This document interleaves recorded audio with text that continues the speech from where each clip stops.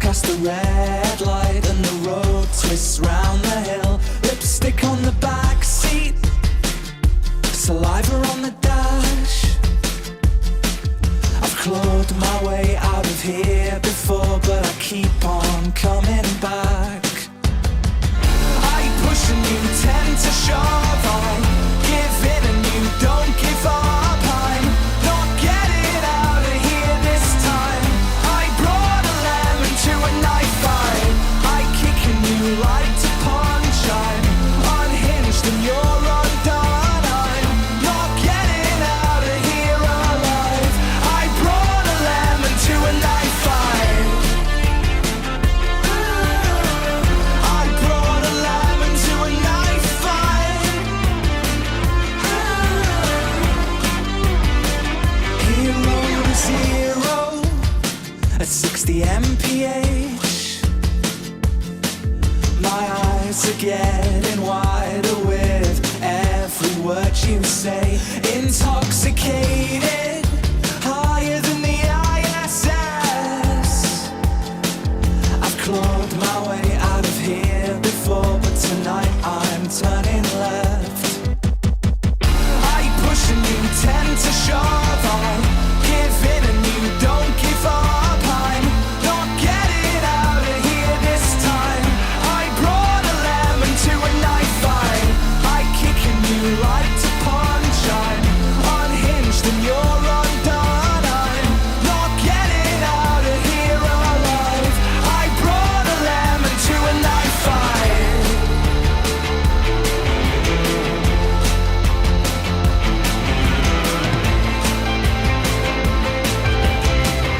I brought a lemon to a knife fight.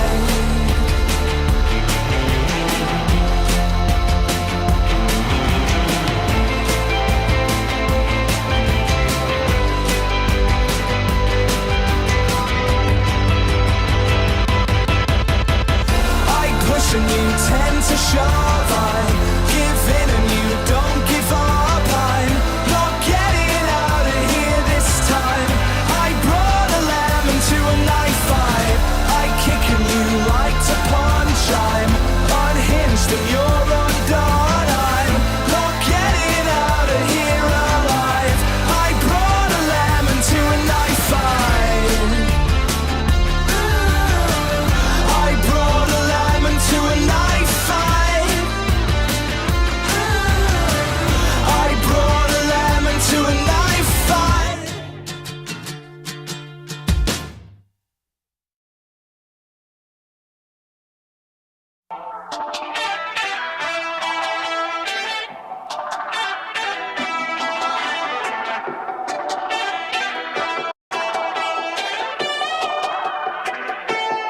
Well, on a night run, boy, you better hold your tongue. Talking like you're coming from Kingdom Come. Rhythm and reeling the feeling. Oh, got on mute. There we go. There we go. Let's go blue. That turned those on. Boom. What's up, everybody? The music is still way too loud. Hold on a second. There we go. All right. What's going on, everybody? My name is Kirk, a.k.a. Centrifuge. Yes, Tommaso Ciampa, I did find your beard, and don't call me. I'm not giving it back. This guy over here, this is my friend Ryan, a.k.a. Big Dog. Big Dog, tell him what's up.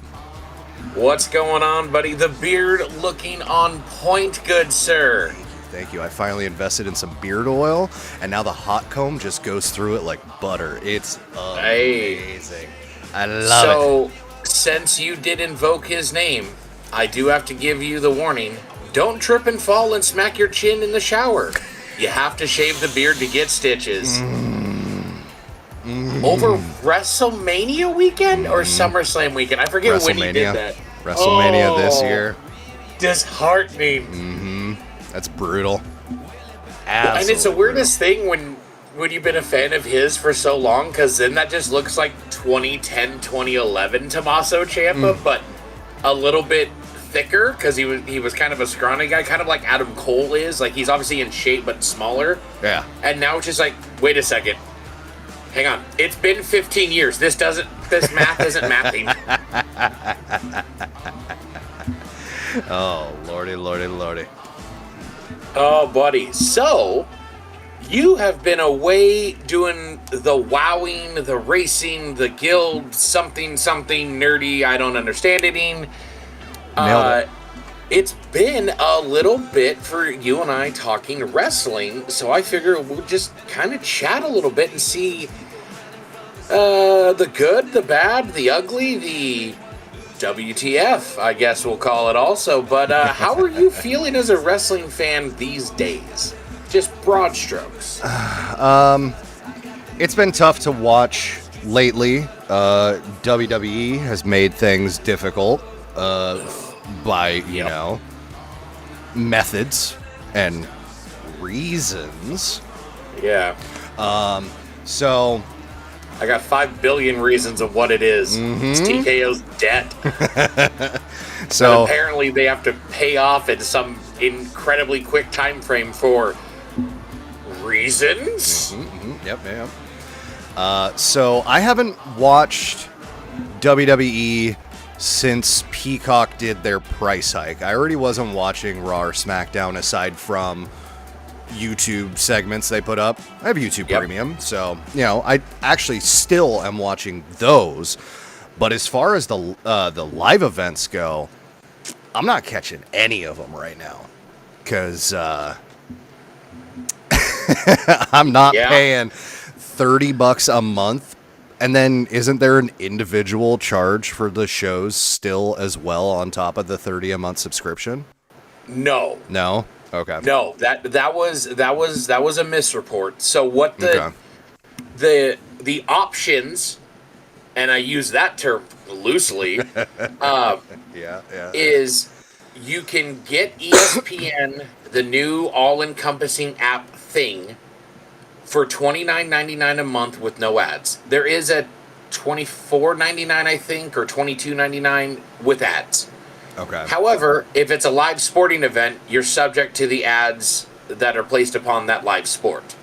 So it's not really ad-free, like the live stuff on Netflix and every other app, like no shade thrown. Yeah.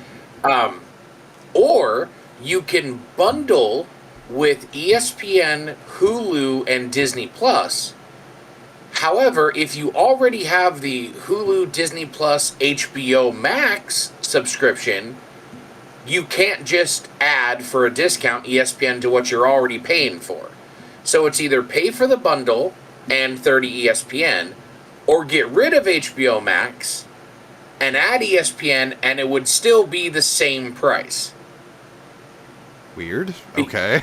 Yeah, it's the weirdest thing.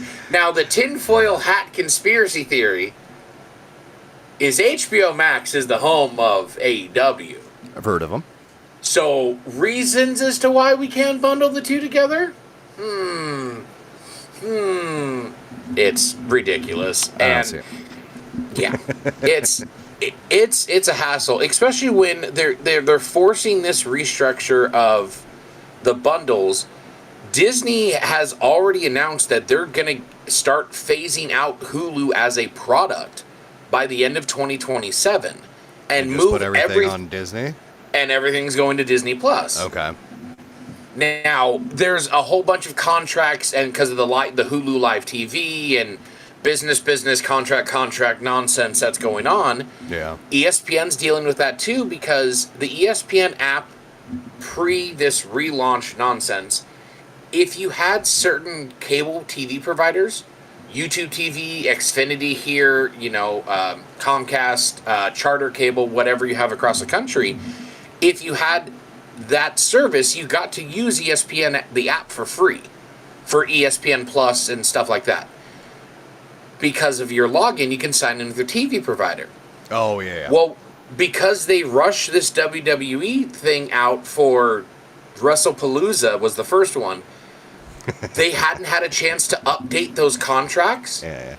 So there were some companies like here in our area, Xfinity, it didn't matter.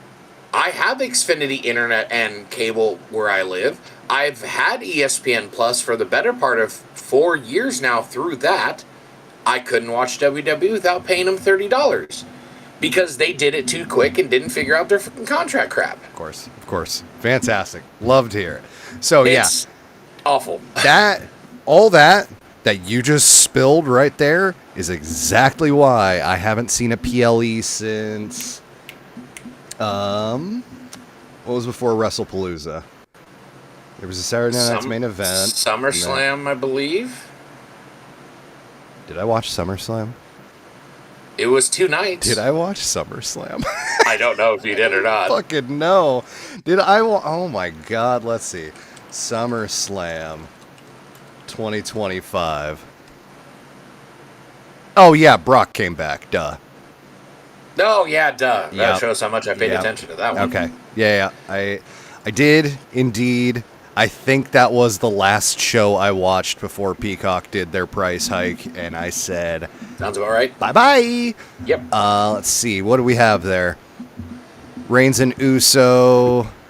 Why do you not show it in a table? Why can't I just have... Oh, results. There we go. Reigns and Uso versus Braun and Bronson. Bliss Yep. and Flair defeating the Judgment Day to get the belts. Yep. Don't know why, but okay. Zayn Still versus have 'em. Cross. Yeah, Zayn versus Cross. Don't know why. One of them's not there. yeah. This was 3 months ago. August 2 months ago. 2nd and 3rd, So yeah, I think. a little over 2 months ago. Okay. Yeah, 2.5 months ago. So, aside from the clips I've been catching on WWE's YouTube page, I have not seen much. Thoughts on Juggalo Championship Wrestling? Yes. The Gathering of the Juggalos and Bloody Mania was awesome this year. It was a 2-night thing they did streaming on. It was on their YouTube channel, I'm assuming elsewhere as well. But they had a multi-month war with GCW. Nice. That culminated at Bloody Mania at the Gathering. It was fantastic. I mean, the main event was deathmatch nonsense, which take your pick if that's your go-to. It was pretty good. Too Tough Tony with his flaming meteorite punch thing he does may be the craziest thing in pro wrestling. I still say to this day, have you ever seen that? Not a clue. He literally takes his fist, and he puts 151 or Everclear or something on it, lights it, hits a punch. Yeah. Too Tough Tony's a G. Wow, god Legit. damn. El Juggalo in chat is saying they got a weekly show as well that's free on YouTube. Airs every Thursday night at 7 Eastern, 4 Pacific. I believe that's it. Is that their Lunacy? I think is what they called, or Lunacy TV or something like that. One of our local promoters / YouTube personalities, Brian Zane, one of his Frenchman Claude characters has made an appearance with JCW a couple of different times. He's an old school juggalo, self-admitted. So it's don't have time to watch the weekly, but try to. They bring in some amazing talent. Juggalos or JCW's never not. I mean, they may make it a little goofy and not take it seriously as other wrestling promoters.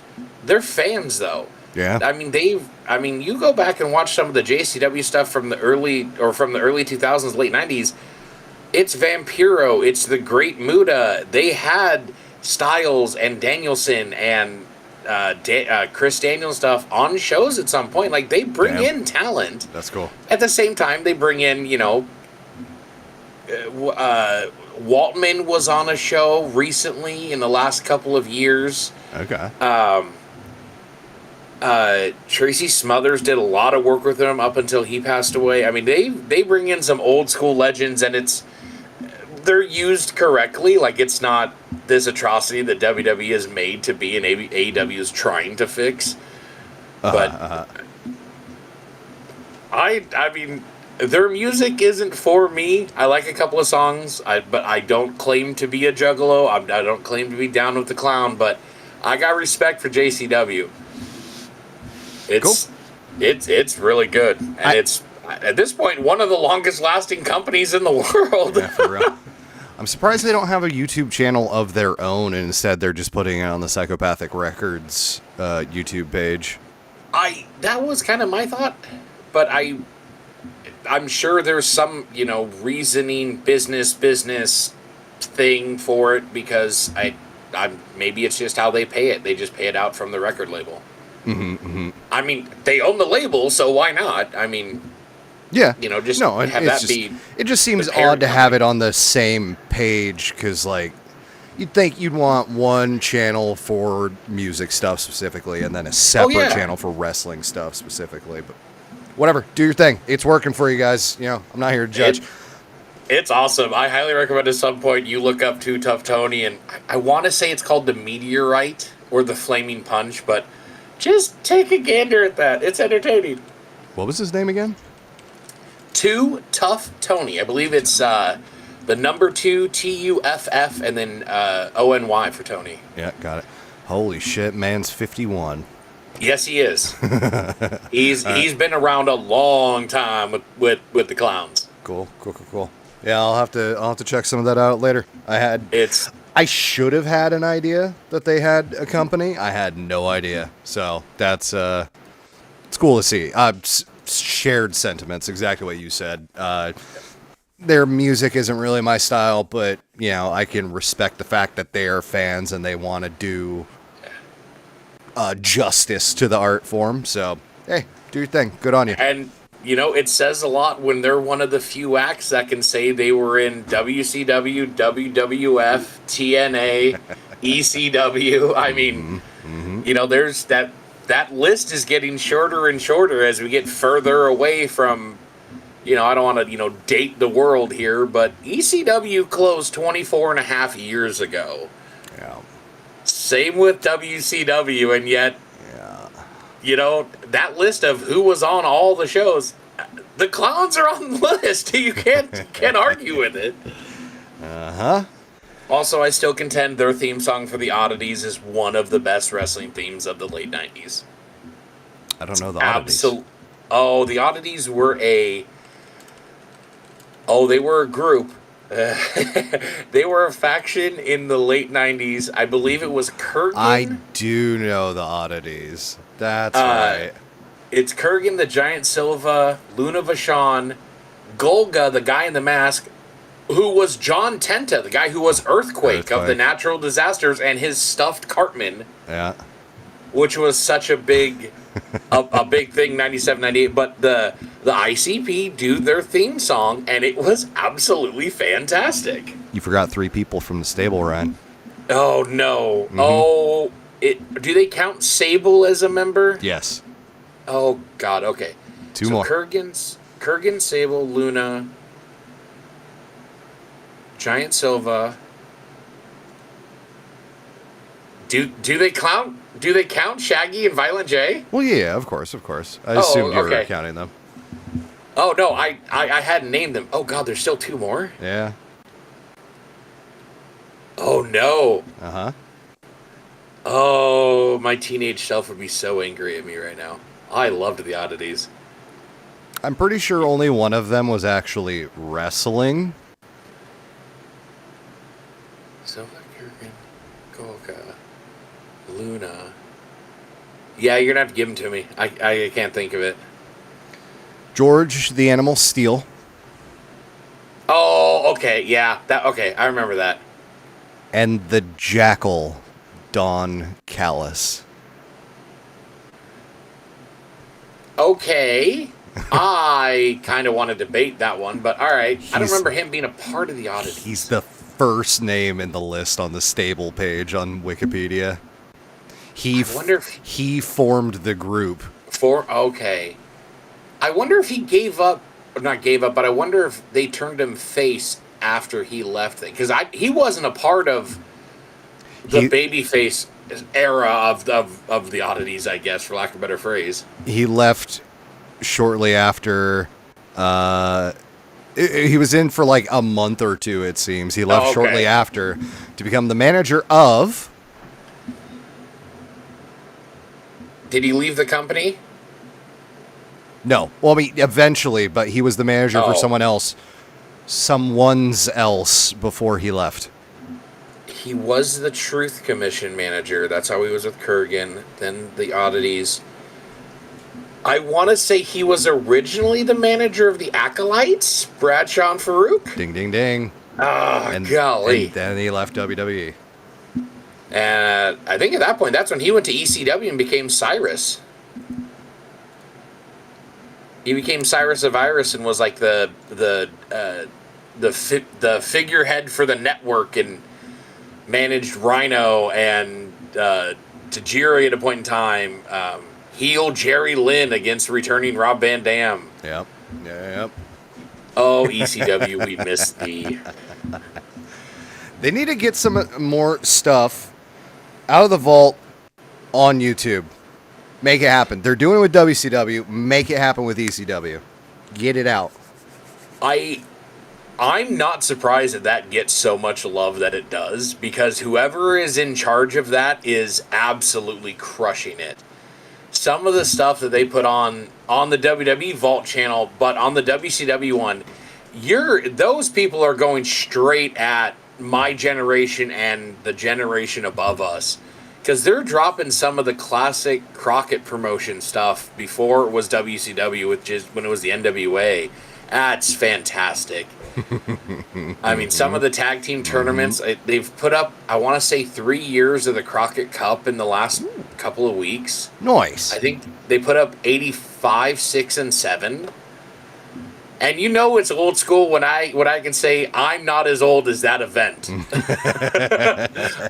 By a few months, because I think it took place in July and I was born in October of 85. So, but yeah. Well, one thing that happened while you were away on your rating wowing sabbatical is one of the biggest points of argument in the IWC has come out, Kirk. Yeah? The PWI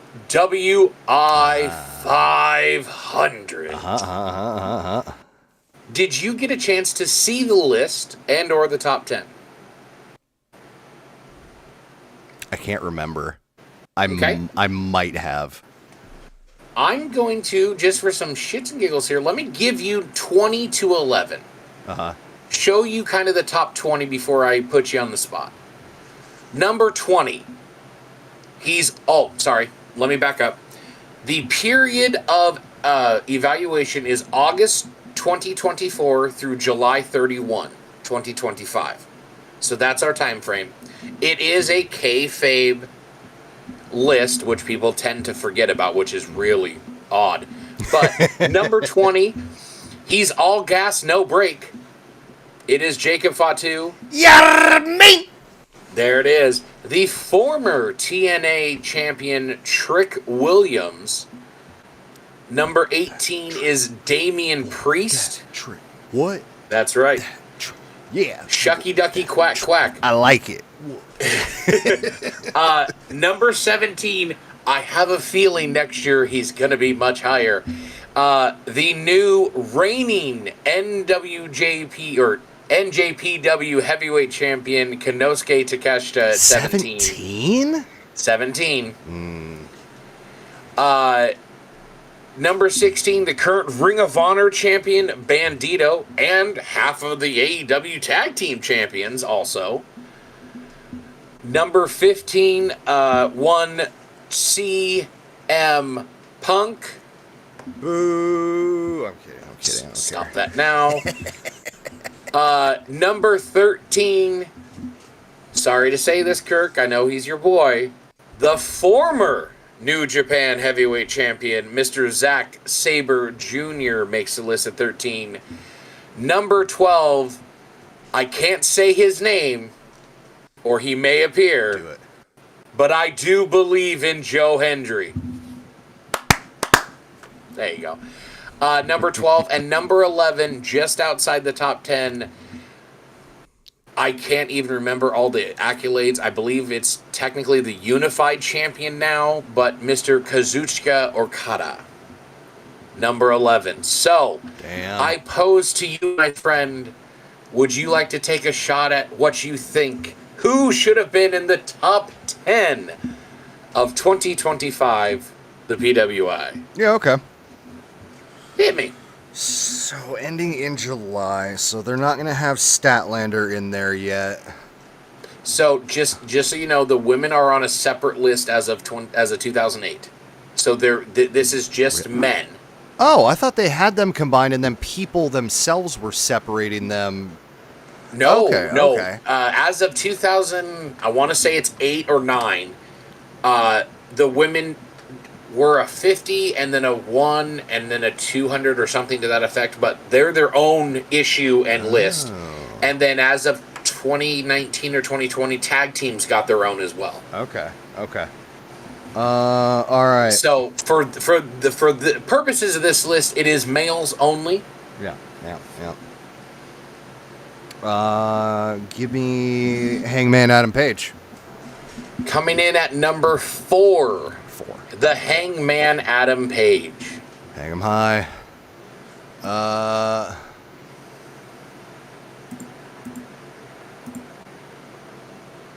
Ospreay has to be in there.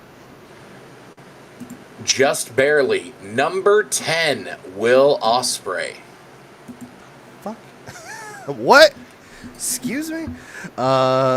Kayfabe, and they take titles into account. Okay. He's not been a big title guy Fair. in AEW. Fair. Big title guys. You already put Okada and Takeshita there. Yes, sir. I don't think Omega's going to make the list because he wasn't wrestling too much. So I'll sit on him for now. How about Seth Rollins? Seth freaking Rollins, number 8 Okay. on the list. Okay. Cody? Probably number 1. Let's see. Sorry, I was looking up see where Kenny Omega is. Kenny Omega did not make the top 500. Yep. Probably because of the injury time and everything else. Yeah. Something Cody Rhodes, the number 1 man in all of pro wrestling. Yep. So he only makes up half the list, but that's not the right way to say that. What am I trying to say? He is only John Cena. I know he's only half of the time frame, but he had the fucking belt. He had the big heel turn. Travis Scott tried to fucking knock Cody's eyeball right out of its socket. And throw his eardrum from one ear to the other, literally. John Cena does not make the 500. At all? Nope. The Never Seen 17? Doesn't make it. Oh my god. That's Okay. what I thought too. Okay, sure. Yeah, that makes sense. Give me 4 letters, 1 word. I hate that he does it in that order. He should go 1 word, 4 letters. Number 6, Jey Uso. Okay.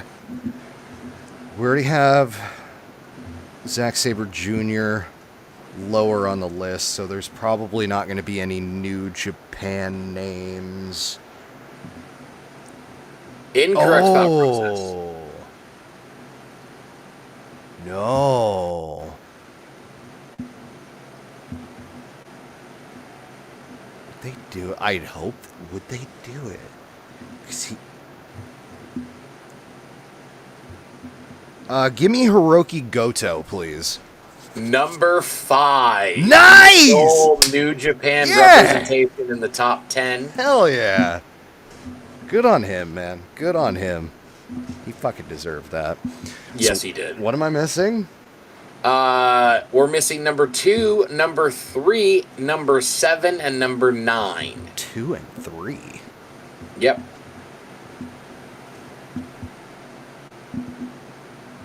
You've got Cody, Hangman, Goto, Uso, Rollins, Ospreay. 2, 3, 7, and 9? 2, 3, 7, 9, sir. Is he too new, quote unquote? No, I'm gonna go for it. How about the Proto Star, Kyle Fletcher? Does not make the top 10. He is... I know he's on the list. He is number 33. Oh, okay. He does make the list, but it is a little bit further down. Right above Moose at 34, and 32 is Mr. Randy Orton, so not bad company. Okay. And again, another guy who will be much higher come next year. Mm-hmm. Oh, God, yeah. I mean, I'm in the camp of there's a chance he is a world champion by the time we get to by the time we get to the end of July next year. Okay, yeah. Sign me up. I'm in. Am I still looking for belt holders? Yeah. You're, yes. So you're looking for, how do I word this?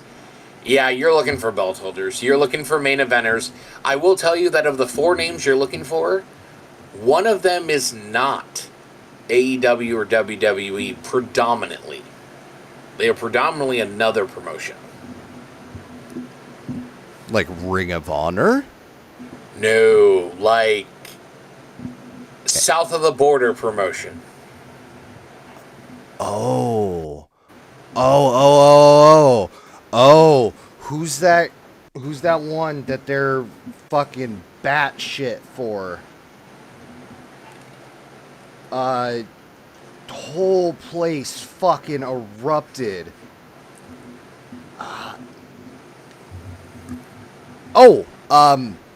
Mystico?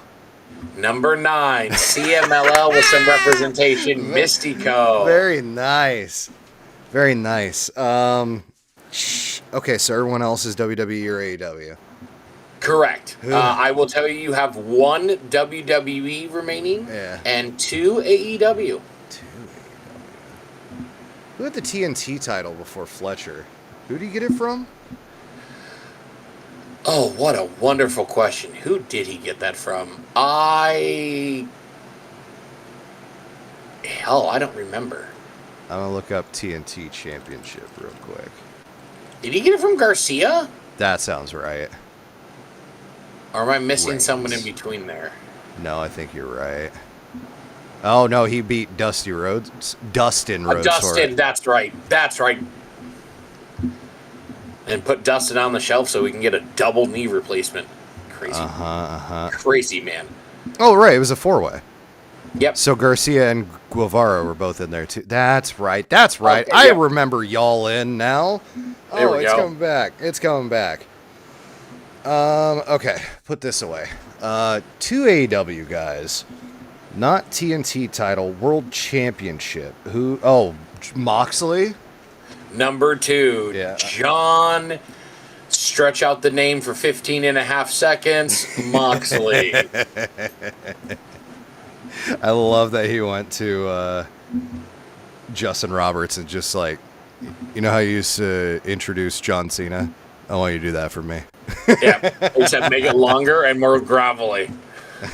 No, I think it's the same length, and Robert's graveliness is just from the aging process. That's fair. Oh, Lord. So number 3 and number 7? 3 and 7. 1 from each of the U.S. promotions. Who in WWE have I not... Oh...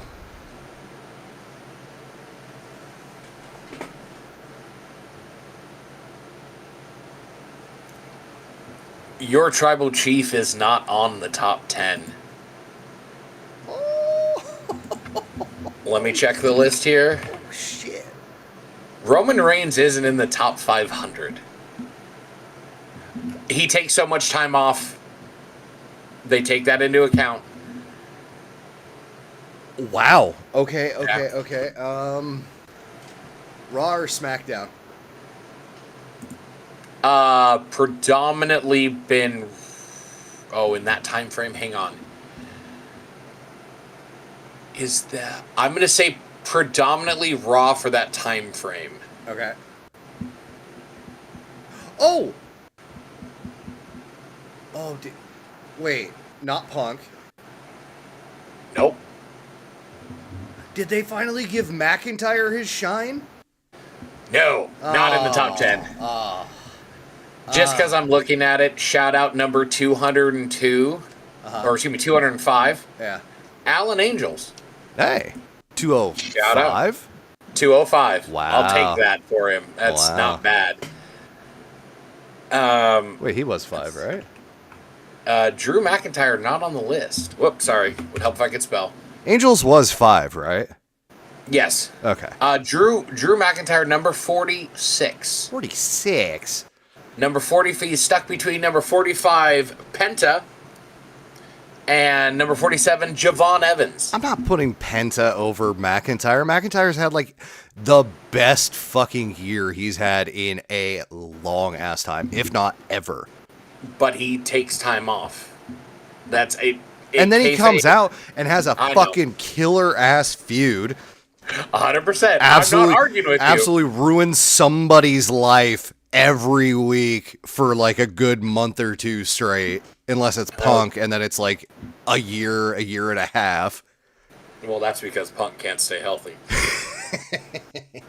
Which is one of my favorite things ever Drew McIntyre's ever said. For a man that doesn't drink or smoke or that doesn't drink or do any drugs, he spends an awful lot of time in rehab. One of my favorite things he's ever said. It's fantastic. Amazing.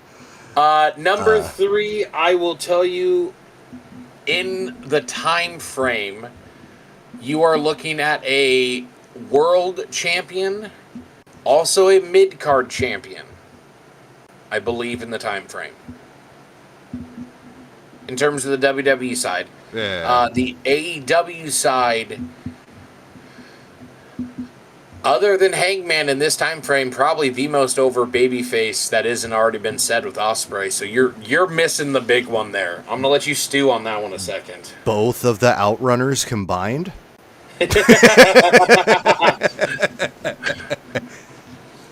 I don't know if let's see.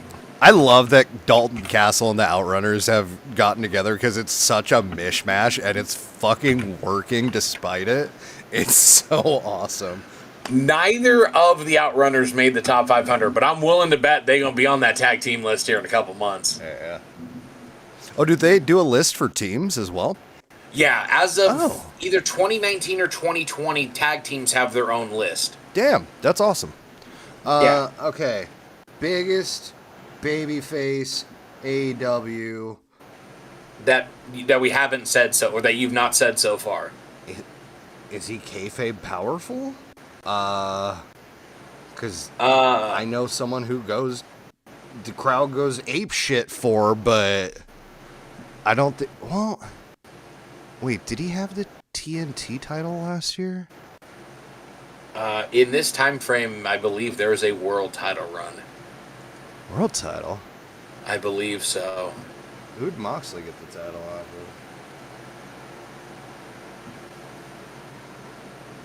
of? Not so much who did Moxley get the title. Well, that might lead you to who this person is. I think this person at the beginning of this time frame is world champion.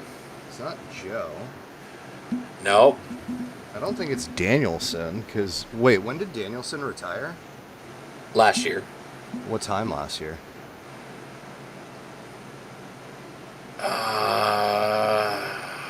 So Wembley, He takes the title, Yeah. gets attacked the following pay-per-view, loses it into November-ish? Right. Yeah. Wrestle Dream. I think, yeah. Wrestle Okay, Dream. so it's October. Now, depending on when Wembley is, might be messing up. I want to say this it was guy's- August. So if it was after the first, this guy started this evaluation period as world champion. Because he loses it to Danielson at Wembley. Is that MJF? MJF is not in the top 10. MJF Rude. is, I believe, in the top 30. Who the fuck did Daniels? I didn't actually watch that all in. No, out. MJF is number 30. So I was right. He is in top 30. 30. Okay. Number 30. I remembered Danielson was wearing red. Yes. Did he come out to the final countdown? Yes, he did. He did. And you want to know what song played after that? Just 2 words and you're going to get this. Yeah. Do you want that big of a hint? Yeah, if we don't want to be here all night, I guess that's fine. Whose house? Oh, duh, of course. Jesus fucking Christ. How did I forget Swerve? Number 7, Swerve Strickland. Oh, I thought he was you going to be with 3. No, number 3 leaves you a WWE guy. I believe a mid-card champion and world champion in this evaluation period. And it's not Roman? It's not. Roman, not mid. What am I talking about? This man is record-setting champion. You said John Cena's not on the list. Correct. Didn't say it was a world championship. He's setting records on.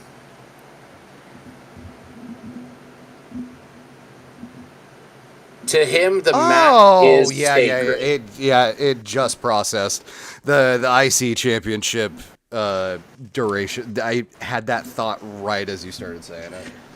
Okay. The Ring Man, General Gunther, forgot. number 3. Where the fuck is he?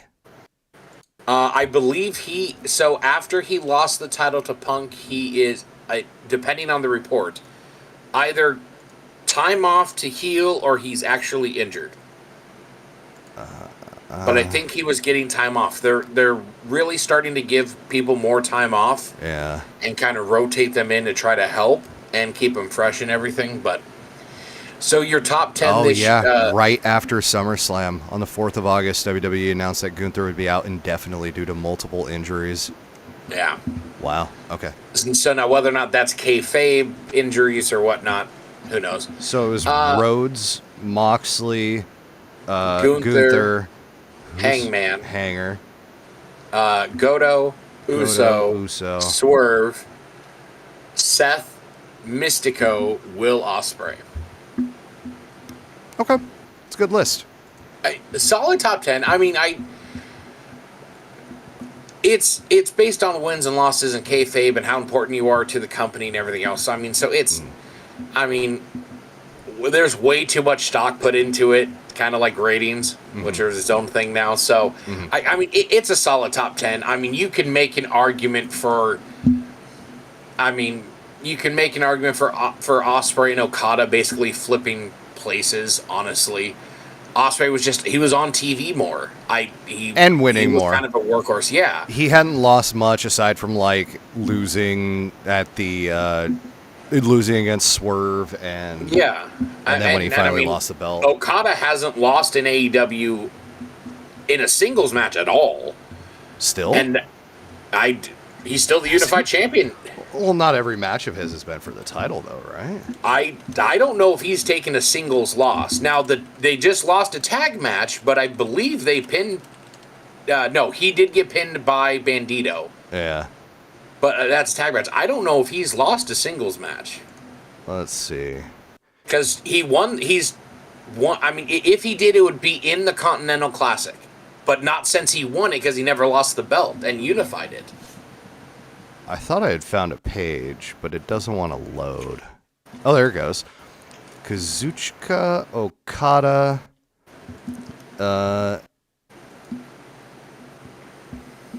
according to this site, all time in AEW has 37 wins, 13 losses, and 2 draws for ranked matches. In singles, his record for AEW all time, they are showing as 28, 6, and 2. So my guess is probably in the Continental Classic, is because he never lost the belt. That would make sense. Let's see. Defeats of Okada. Fletcher defeated him, Continental Classic. Yep. Garcia and him drew. Danielson defeated him in a singles title versus title match on Dynamite to retain Continental, retain World title. Yep, and Danielson got him at one of the Forbidden Door shows, I believe, because that's when he broke his arm.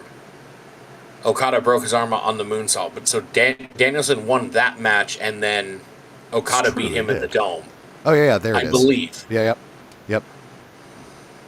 yep. So okay, that's not bad. I mean, he's one in 2023, one in 2024, and 2 draws. Yeah, can't really do anything there. Just because I was looking it up, Time Machine top 10 in 2015. Want to take a guess? 2015? 2015, 10 years ago, Kirk. Can you take your mind back? No, I wasn't watching that. I can try, but I wasn't watching back then. Just for shits and giggles, I'll give you. We'll see if you can do the top 5. Okay. Here's the way of the wrestling world. To kind of put it in perspective. Number 10, NXT representation from Kevin Owens. Nice. Number 9, AAA puts their one person of Alberto El Patron. Less nice. Notable prick, Alberto El Patron. Number 8, WWE's Rusev. Sure. What? Really? Yes. Was at 8. Was he on a title run at that point? Yeah, this is U.S. title era. Was that Mania with the tank? Was that 2015? 31. That might be. That's either 2015 or 2016. Wow. Okay. Because that was 31. Well, no, because Mania 14 or 2014 was Mania 30. So yeah, 15 would be the one in Levi Stadium. That's a tank with Cena. 2015. Yep. That's it. So yes, that's epic U.S. title. Rusev. Number 7, Ring of Honor representation from, rest in peace, Mr. Jay Briscoe. Awesome. And number 6, WWE's Apex Predator. You may know him as the Viper. I still call him the Legend Killer, Randy Orton. Face kicker. There you go. So there's your 6 through 10. Sure. The wrestling landscape right there. I will tell you, you're looking for 3 WWE, 1 New Japan, and 1 that they credit as TNA/New Japan. Uh-oh. So there's your wrestling bubble to think about. 2015 is let's see. I just want to do some year math real quick. 2015 Wrestle Kingdom is 9. Okay. Wrestle Kingdom 9. That is such a good way to go about it, too. Yeah. Especially, that may be perfect, actually. Okada. Not yet. No? Okay. Not yet. All right. Is that Shinsuke? Number 5. Is it? Oh, okay. Shinsuke Nakamura representing New Japan Pro Wrestling. Okay.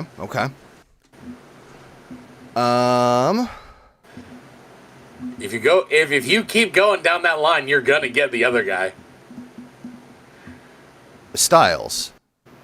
Number 3, Yeah. representing TNA and New Japan, because in the time frame for this one, his final TNA World Heavyweight title, and when he won the IWGP title. AJ Styles at number 3. Yeah. So 1, 2, 4 WWE. Cena. Number 2 John Cena. Oh, is Reigns high enough then? Number 4 Roman Reigns. Oh God, does that mean Number 1. no? Don't. Go ahead, give me a guess. Who do you think is number 1? I think it's Brock Lesnar. It is not. Hey! All right, thank God. I'm gonna guess because of part-time status, but no, it is not. Okay. This is definitely workhorse of the era. I was kind of shocked that Cena's 2. This guy isn't. This guy being 1 is awesome for the time. I mean, 2015. He creates the moment of the year. Of the decade. 31. Jesus fucking Christ. Some would say it was a heist. Yeah. Of a century, God maybe. damn it. Oh, okay. Thank you. That was like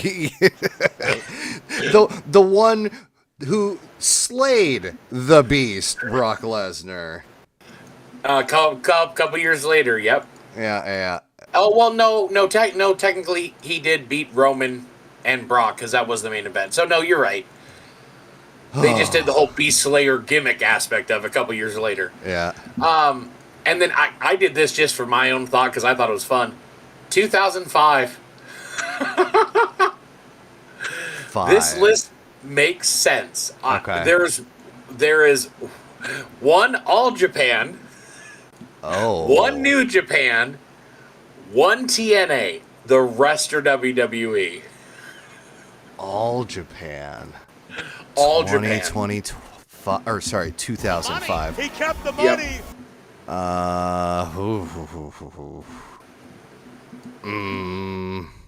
And he's still wrestling today. Right. Just most of them have. Well, Moved no. over. I mean, yeah. There's been some exodus, if you will. Yes. Is he with New Japan today? I don't know if he's under contract to them or not. I see him more on MLW MLW. in this year and this time frame currently. Japanese national. Oh, I'm gonna say probably. More than likely.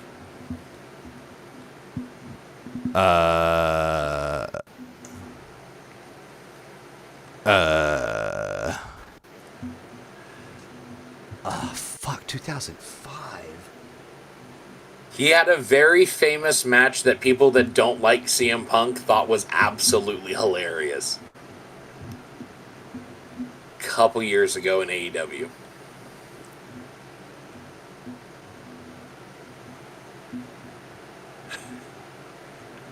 Yes. He drops a flying elbow right to the Punk jewels. Oh yeah. Who was that? Go Ace? Oh, it's not Ace. It's not Tanahashi? Who did It Punk is not, wrestle? sir. Because Okada had Danielson. Yep. So Punk had...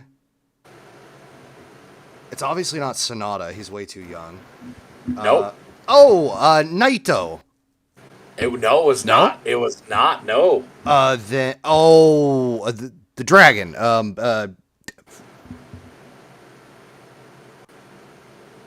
Oh my God, I'm blanking. The Dragon. Oh, son of a bitch. Right? Stack! Yes. What's his name? Ah! It's not him, is it? No, it's not. That's Son what's of a making it fuck. even harder. God damn it. Shingo Takagi. Thank you. That's who I'm Jesus. thinking of. Wow, that took way too long for both of us. I'm sober. Same. Well, that's some ish. smoke. No drink, though. I'll give it to you, Satoshi Kojima. Oh, that's Kojima's right. I forgot about Kojima. Okay, yeah. Number 10, which is so Kojima's number 3 for Okay. 2005. Number 10 is the New Japan representation, and it is no one you've said yet. Who's kicking back then? Tenzan. Hiroshi Tenzan, number 10. Let's Absolutely go! nailed that Yeah. one. It was like, who do I know from yesteryear that's from like old school Bullet Club or yeah.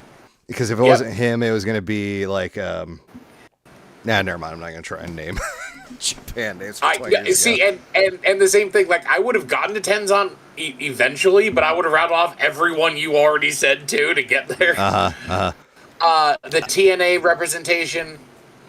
Real quick, you wanna know what's funny? Hit me. The way I dug that one out was going into my mental palace and thinking of that episode of Quizlemania where Adam and Tempest are, or not Adam, sorry, Sean Ross Sapp and Tempest are going back and forth about G1 Climax winners. Yes. Still a fan-fucking-tastic watch. Yes, it is. So good. All right, anyway, continue. Number 7 is the TNA representation. TNA 2005. He's Styles. he's Joe. He is like he's the man. It's Styles. Styles, okay. Yeah. Oh, have you seen the video of AJ Styles' entrance that Cena or his introduction that Cena wrote for him? No, not yet.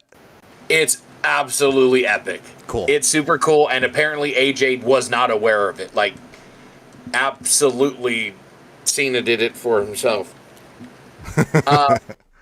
All right, top 10. Number 9, Shelton Benjamin. Love him. He's still Number kicking 8. ass today. Yeah, it's interesting, this list of 20 years ago. Tenzan, I believe, was forced to retire. If I remember correctly, I believe injury.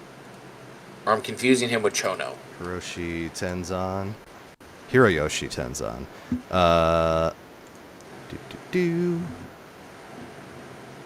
I'll talk about it. Okay. 9 was Sean Benjamin. Number 8. Tenzan competed in 2019. Oh, good lord. Oh, and 2020. What Okay. the fuck? So Hey, and I think he's Kojima just lost this year. He was the MLW champion. I mean, Oh, crazy. He just lost it. I should say just. It was a few months ago, but he's the one that lost it to Matt Riddle, I believe. Okay. Number 8, still going. The Rated R Superstar. Hide your wives. It's Edge. Cope. Cool. Number 7, AJ Styles. Number 6, the only Olympic gold medalist to also be a WWF, a WWE, a TNA, an NWA, an IWGP. I'm running out of shit to actually accolade for. Kurt Angle's number 6. Hell yeah. Which, ironically, he's about to leave, too, because he leaves in 06, I believe, to go to TNA. That sounds right. So last year, he's a WWE guy. Uh-huh. Number 5, I can't stand him, JBL.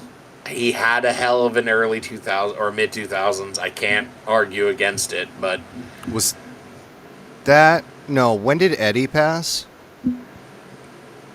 Oh, wait, that wasn't until like 2007, right? Yeah, so this is... Is this JBL versus Eddie period? Let's see. So Eddie gets the belt going into WrestleMania 20. That's 2004. Right. So he would have taken the belt from Eddie during the period of this thing, because he takes the belt from Eddie and he holds it until Mania 21. Okay. When he drops it to Cena. So this is the JBL run of the wrestling god and blah, blah, blah. But, you know, the only reason he was WWE champion for a year is because Triple H didn't want to work Tuesdays. Speaking of number 4, he doesn't want to work Tuesdays. He works Mondays. Mm-hmm. Triple H. This was Reign of Terror Triple H. Mm-hmm. Literally, because this is... Redacted gets the belt from him at Mania 20. From the Orton triple threat?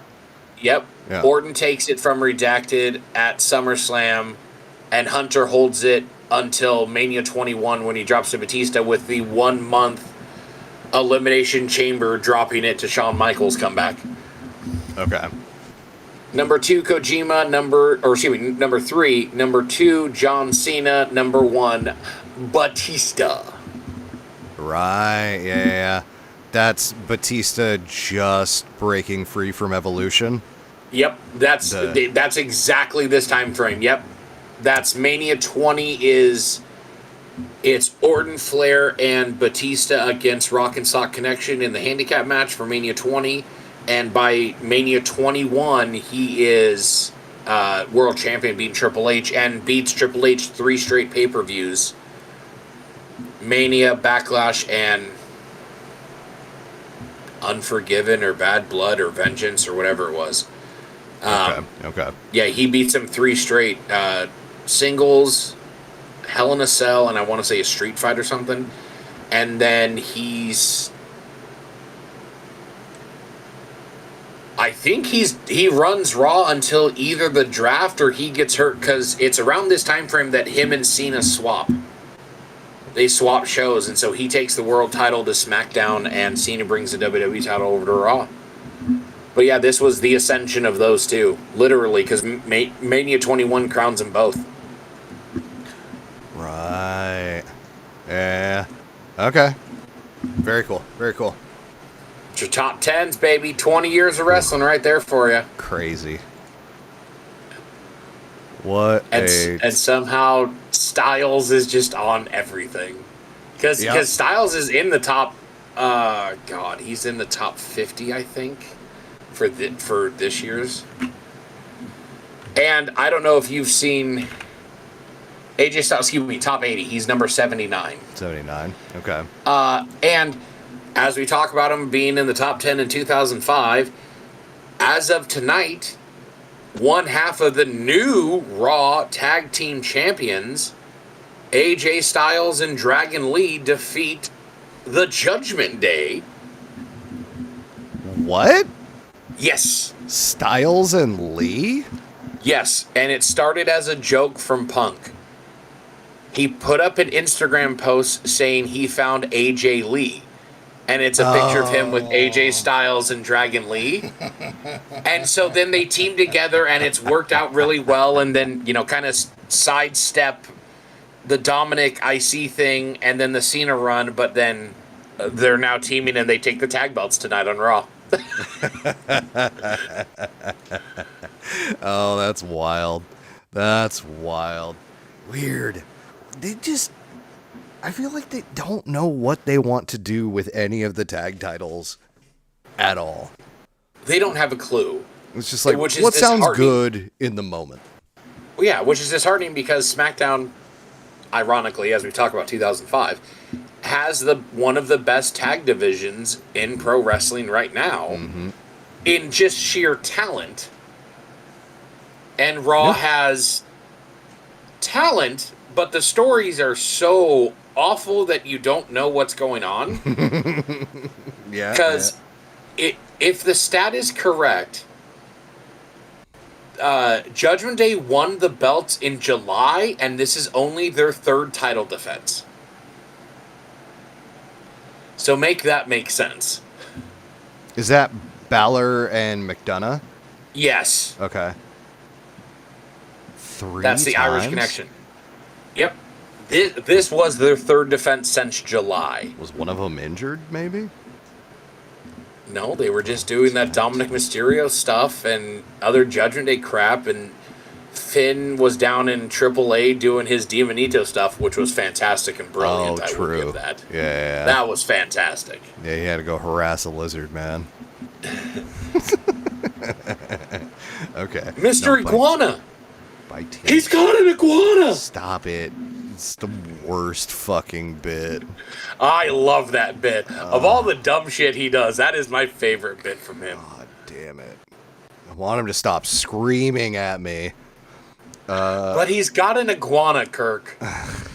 That's that great. you can buy That's great. on WWE Shop for, I want to say it's $30. Fantastic. Oh. They have reign statistics on here. But are these combined with the previous one or not?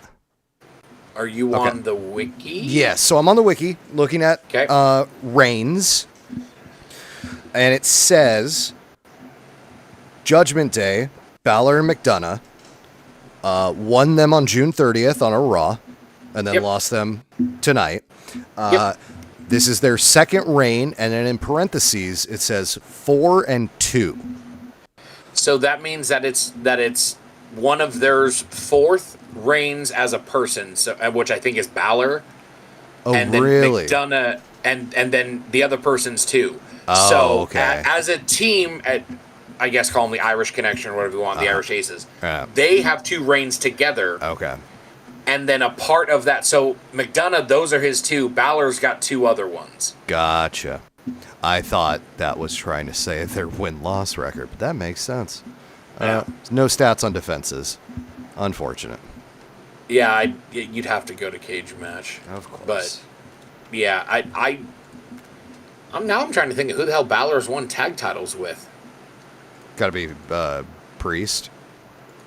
Yeah. Gotta be No. Priest. Yes. Yeah. No. That's right, because that was that's who they lost it to. Cody and Jay would. Yeah. The greatest press conference ever. Yeah. Do you feel him, sir? I don't know about the greatest. I think some of those in-character John Cena stuff. That's fair. I think some of those fucking took the edge. No. Sorry. Bench them both. Tony Storm. Anything Tony Storm. She's That's fair. the queen of the post-match press conference. Yeah, you can't touch her on that. No. Yeah, you're right on that. That's 100%. Yeah. Yes, just confirmed. Balor's other 2 were with Priest in 2023. Yeah. It was KO and Sammy and Cody and Jay that they won them from. Yeah, that's right. And then they lost to... Oh, God. Who the hell did they lose those to? Was that part of the...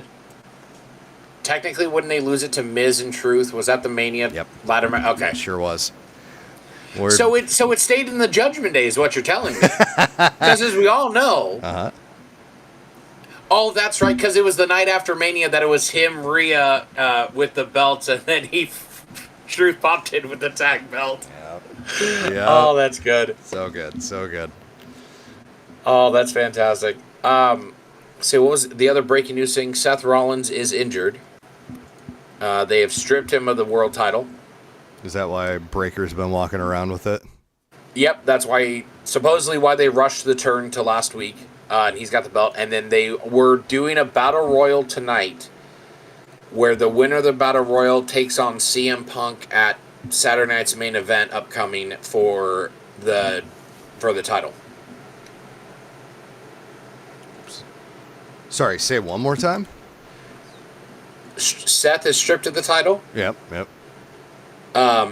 CM Punk became number 1 contender last week, so they were going to do Saturday night's main event was Punk and Rollins. Since Rollins is out, Battle Royal tonight. Winner of Battle Royal goes into match against Punk for the title. How did Punk become number 1 contender? He won a triple threat with Yeet and Yeah. Okay. All right. Which, ironically, they're both 4 letters, 1 word. Yeet. Yeah. Triple threat match last week. Punk did win. And then the Vision beat him down and everyone else and whatever. And then Rollins turned around and got speared. And then he got tsunami'd. Okay. And then Paul Heyman raised up.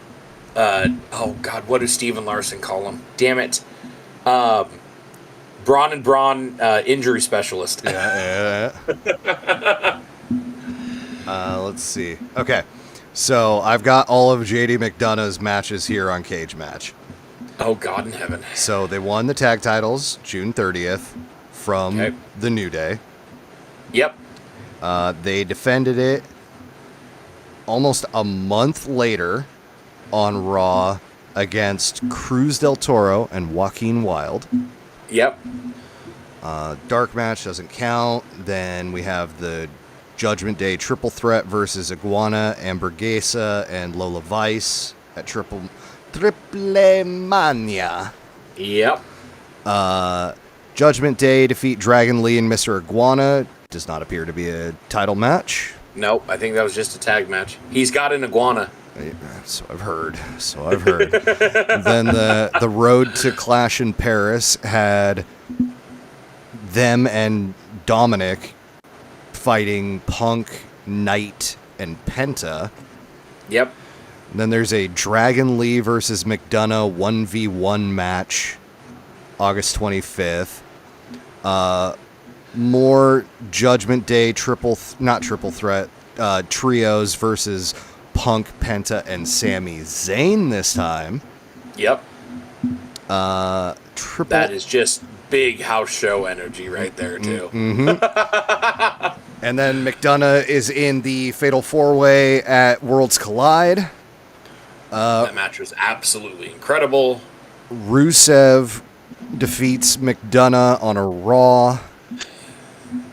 And then last week, it was Judgment Day trios versus Penta, Dragon Lee, AJ Styles. Yep. And that's it. And then they lost the belt. So they defended them once Once on TV. against dear LWO. Lord. That's it. That is it. It's amazing how much work McDonough has done, considering what the fuck he did to his ribs in January. Have you had a chance to?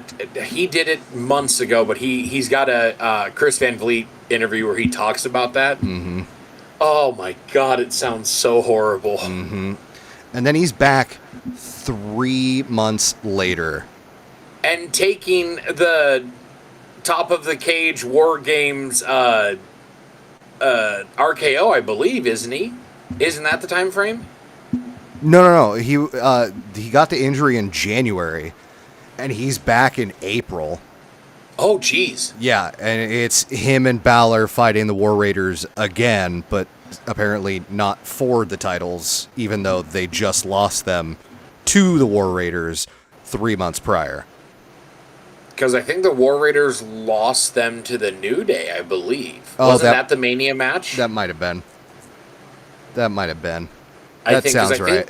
Yeah, because I think that was the War Raiders coming out in the Clash of Clans. Yeah, you're right. You're absolutely gimmicks.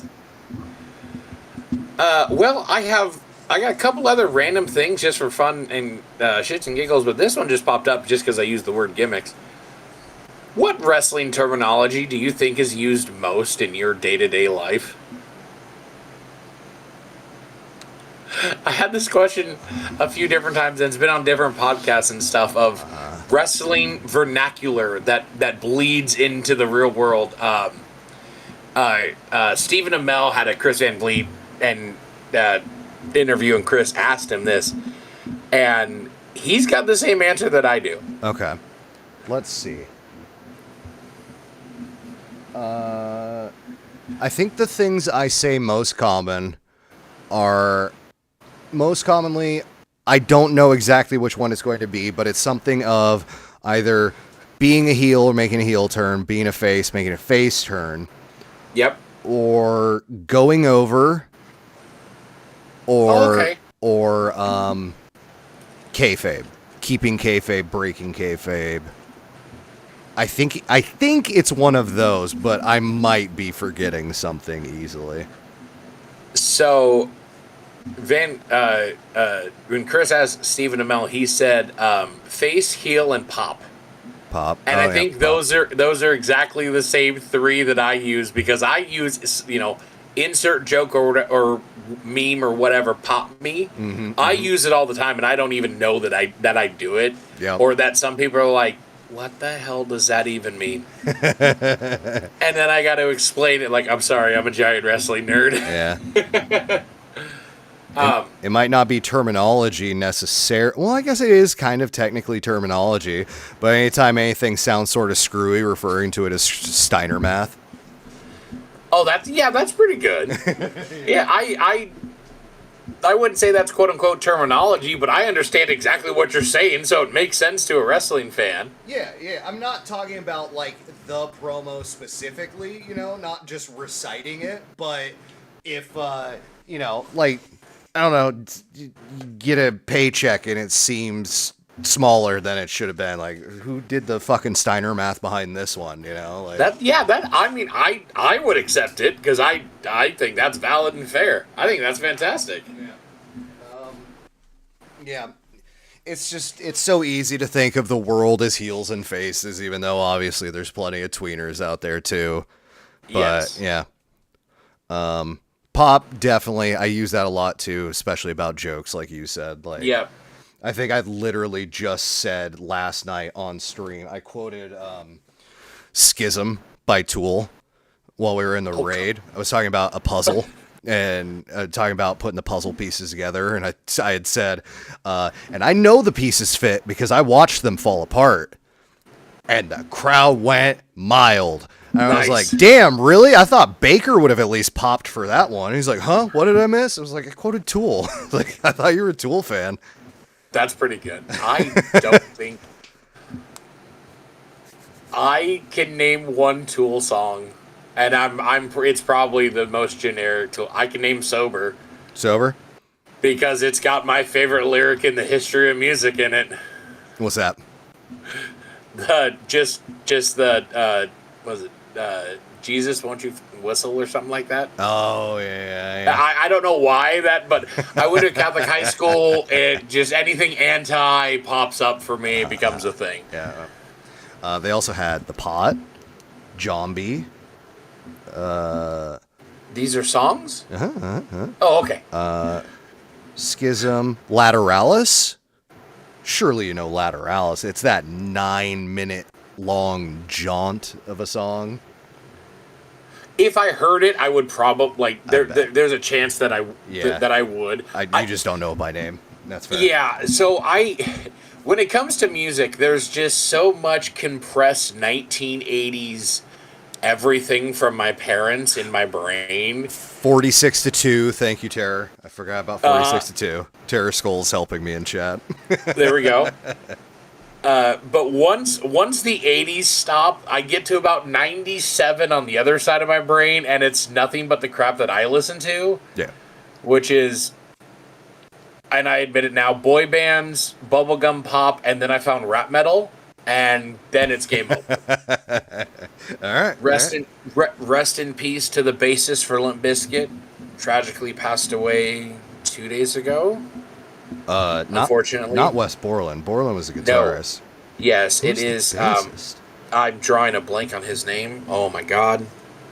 I'm gonna look it up to honor the dead. He's one of the founding members too. Because they bring Wes and DJ Lethal in.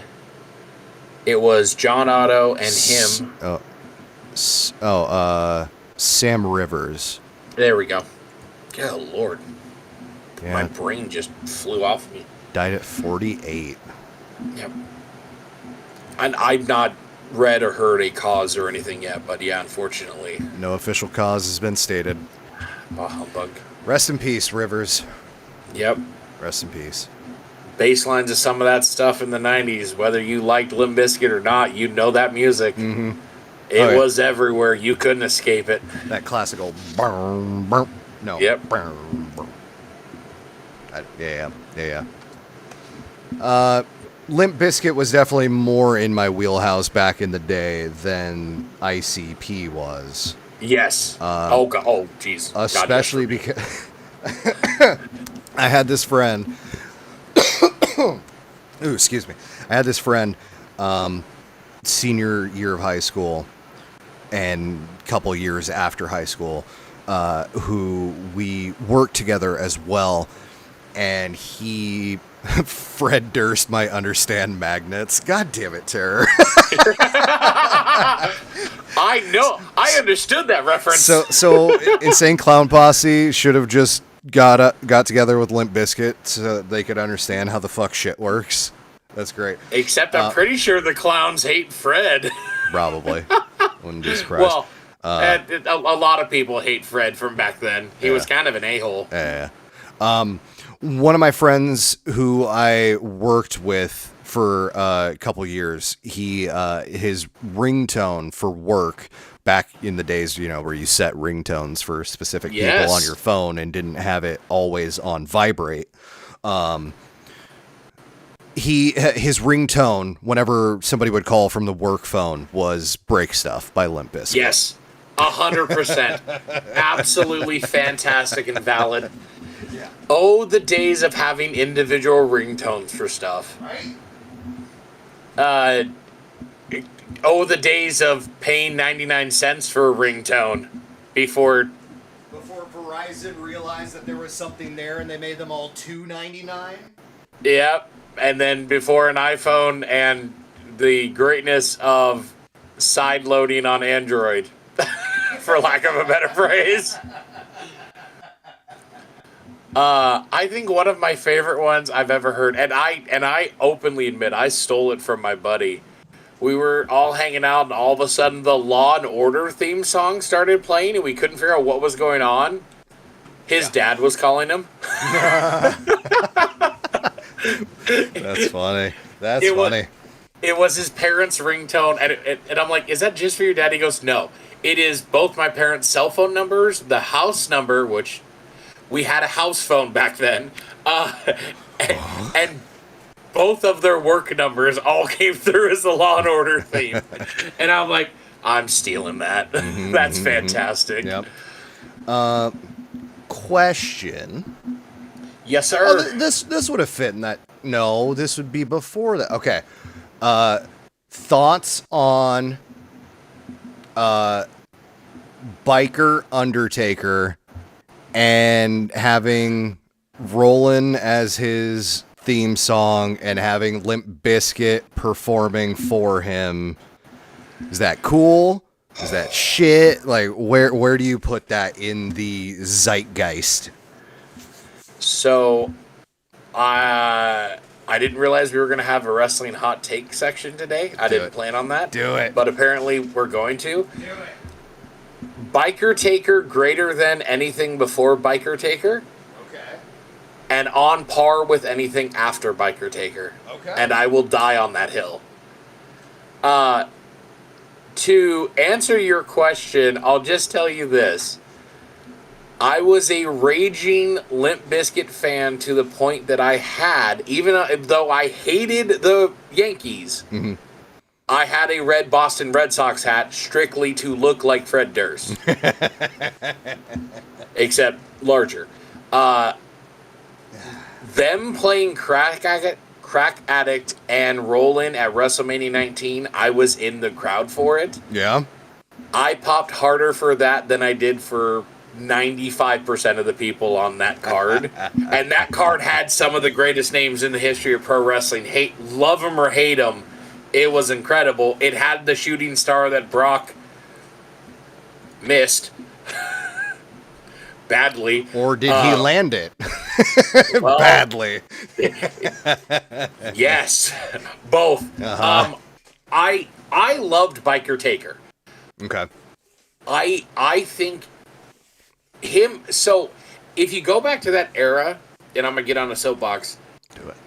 When he first came back as Biker Taker, he came back to American Badass by Kid Rock, and it worked. It worked really, really well. Yeah.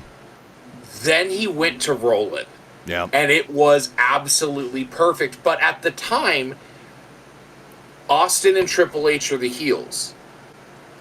He's essentially the number one babyface and gets the biggest reactions because Rock has stepped away because this is the time where he goes to do Scorpion King and The Mummy 2. It's the two-man power trip. It's that era of Taker I loved. The biker gimmick when he went heel and he came back with You're Gonna Pay. Jim Johnston knocks it out the park yet again for Taker. It was awesome. I loved the biker gimmick. I thought it was great. Cool. I will say it's better than everything beforehand, and that includes the Ministry of Darkness and the Corporate Ministry. The stuff he did in the early 90s was awesome. Biker Taker was better. It's on par with what he did afterwards, too, but you could almost separate what he did afterwards into two separate categories as well. Because there was just the comeback, and then there was the I'm going to show everyone how this is done, when he was essentially there for Manias only and SummerSlams. Yeah. Because he goes on a 4-year run where you can argue he has the best match of WrestleMania 4 straight years with Hunter and Shawn. Yeah. And then even if you go before that, he has a match with CM Punk that people say stole the show. I mean, That's it's just 25 through 29. Yeah, sorry. So Punk is after that. Yeah, excuse me. Yeah, I still remember my Taker streak. There you go, buddy.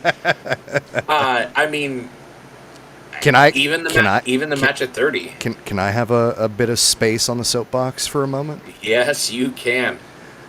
There's something Taker did that really pissed me off in what's probably one of the most petty and pedantic things possible. Let me just pop a couple more P's into the microphone there for you. Okay. Yes. WrestleMania 33. Undertaker versus Roman Reigns. Roman wins. That next night on Raw, opens the show, says nothing, gets booed for what, 8 fucking minutes straight? Oh, yeah, something like and that. it says, Yes. it's my yard now, something like that. His best promo ever. Yeah, that was gold. But Yes. there's a moment of this that really fucking pissed me off, and it's after the match at Mania when Taker goes and puts all of his ring, his coat, his hat, he puts it all on Just to take to it off. then take it off. What the fuck is that? Oh, that's I fair. hated That's fair. that so much. It lives rent free in my mind, as the kids say. It drives me fucking crazy. Why didn't you just sit there and like have it draped over your arm or something? Why did you actively go and put it all on and then take? Oh God, it drove me fucking insane. And so then, of course, everyone thinks that's a retirement, and then we have him and Cena, and is there one more? Him and There's one Cena, more. and then 35 Yeah. was... Him No, and- 35 he didn't do anything. Because 36 No, is... 34 he didn't do anything, right? 34 is Cena. Oh, 34 So, was Cena. 33 is Roman. 34 is Cena. 35 is nothing, 36 is Styles. Yeah, that's the boneyard. That's a pandemic. I was trying to think, because Cena didn't wrestle at 35 either. He just came out as the Thugonomics and beat up Elias. And I was trying to think if Taker came out and did something else too, and I don't think he did at 35. Might have been like sitting in the crowd and just watching. Probably or something to that effect. but, Yeah. maybe. I don't think I watched 35. It's long. I believe that. That was the last. So long. That was the last one night only. And I think it's... Which is also they no. I did watch some of it because I remember watching Becky win. Yep. If I remember correctly, I believe what I've read and heard people talk about, because Steven Larson have talked about it, Blampier and Pacitti both talked because they were there. It was, counting the pre-show, I think it was 9.5 or 10 hours.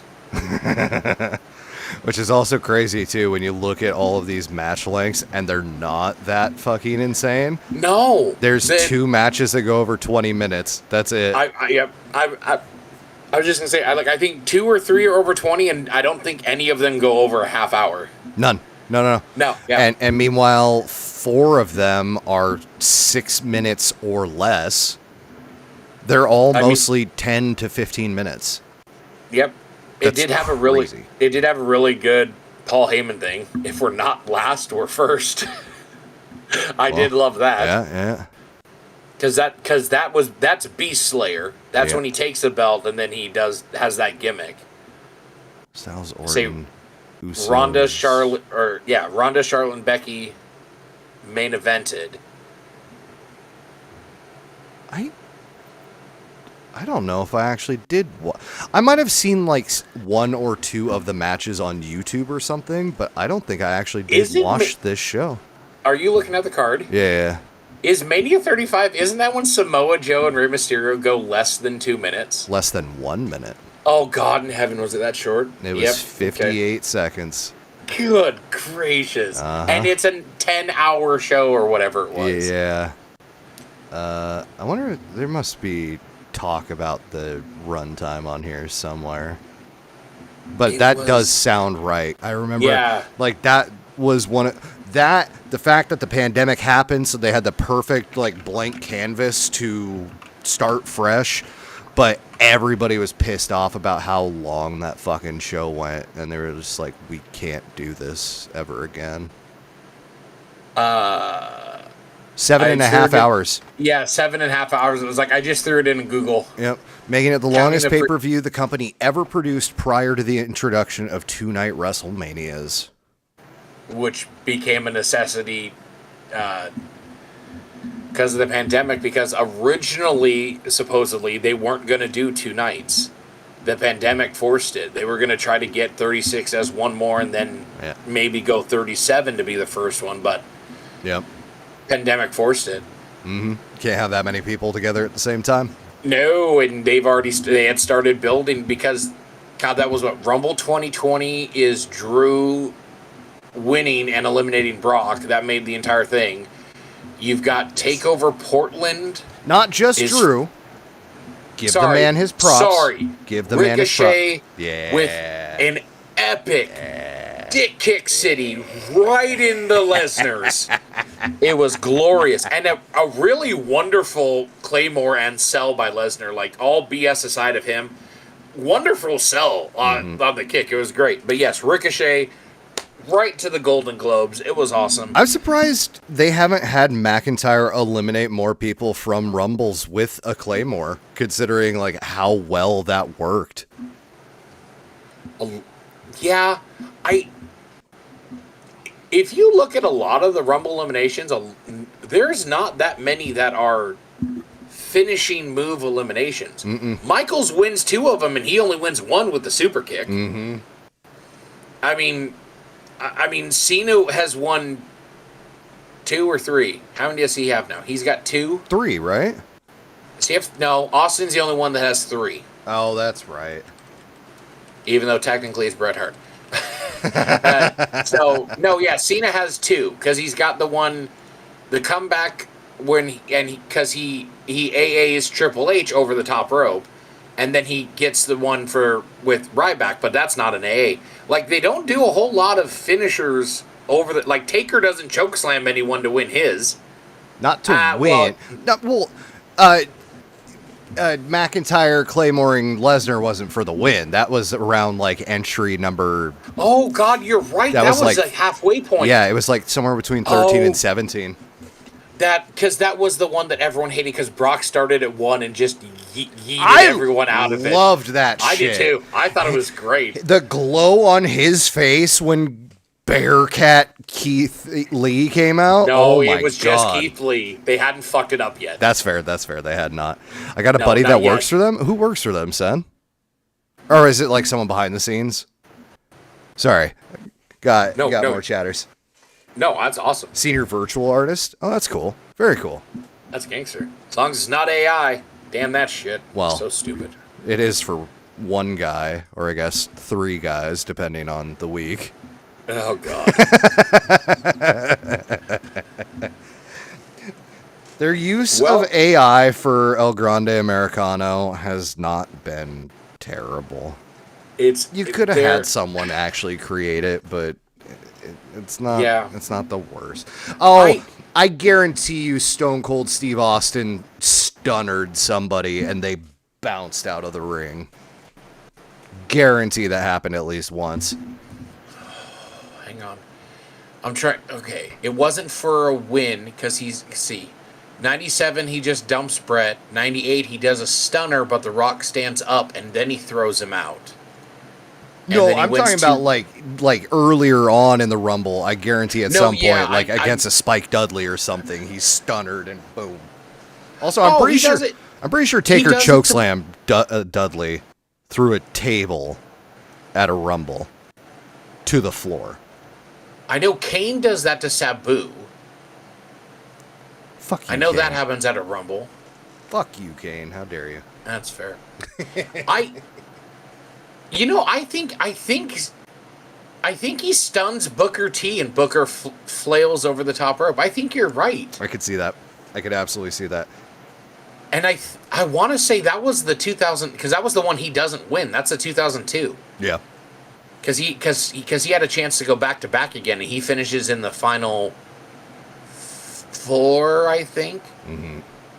Because Triple H wins it, he last eliminates Kurt, and I think it's Mr. Perfect and Austin are the other 2 in the 4. Okay. But I want to say Booker gets stunnered and he like flails over the top rope. I think you're right on that. I can totally see that. I'm trying to think if anyone else has that I can think of, but now I have something to go back and watch though. Yeah, and aside from that, all you get is guy hung up against the ropes. Someone comes over, lariat, or the slow plodding, pushing body weight over the rope, and then doing the thing where you grab a rope and push your feet into them. Or just they run at you, you duck, and whoop. Yep. And out they go. Well, Kirk, you and I are fans of Steven Larson. I've heard And of it. I don't know if you have paid attention recently to something new that they've been doing, where they have No the other way. one blind rank something. I was going to have you do one as well. I have one for you. Fantastic. I have one for you as well, but a proposal, if I may. Proposal. Let's take a quick break. Let's do it. Let's do a quick bathroom break, refresh drinks, what have you. Come back in like 5. Sounds good to me. All right, we'll be back in 5, folks. Stay tuned.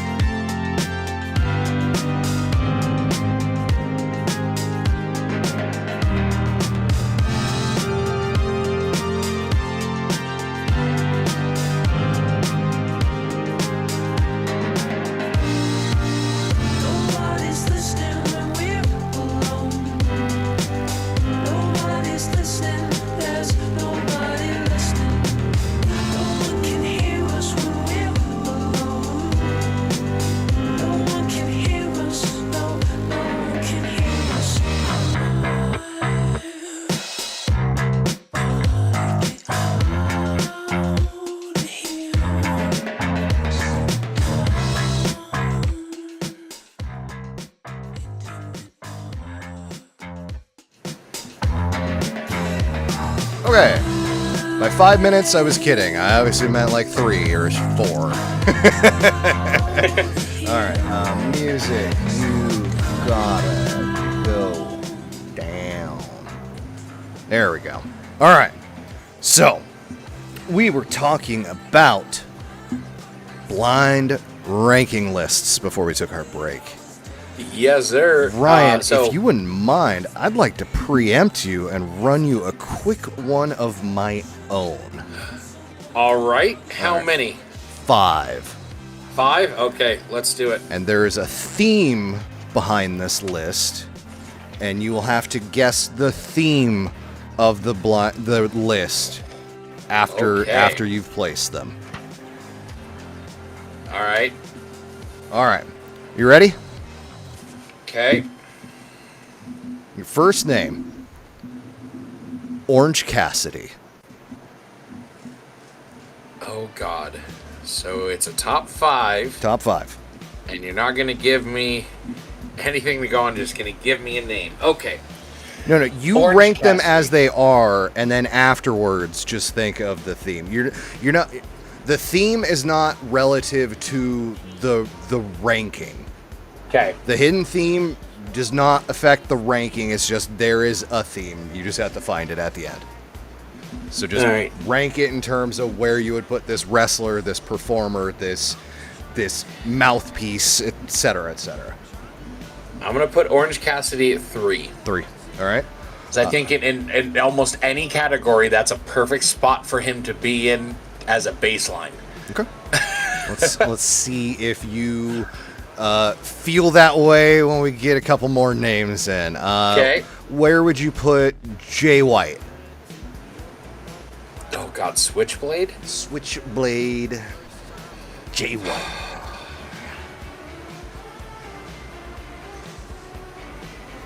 I love that he joined Bullet Club and he was the one bringing the knife to the gunfight. That's fucking brilliant. That's It's better than a shillelagh, though. I'll tell you that fucking much. well, you know. I'm gonna put Jay White at 4. 4. All right. How about Alistair Black? Alistair, not Malachi. Both. Same person. Oh, okay. I'm gonna put him at 2. Okay. How about Chelsea Green? 5. All right. Leaving you with Yeah. number 1. Okay. How about Shit. Goldberg? Oh God. All right.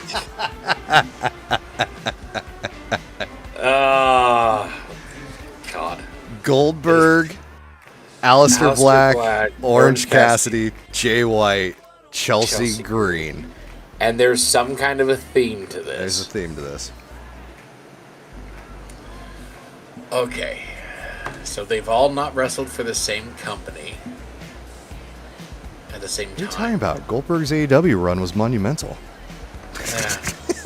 Just like Gilbert's WWF run was monumental. Ironically, that one was.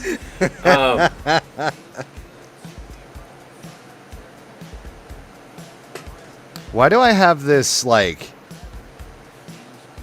It's not a thought, it's not a memory, but there's like a twitch in the back of my head of, did Gilbert and Eugene fight each other at one point?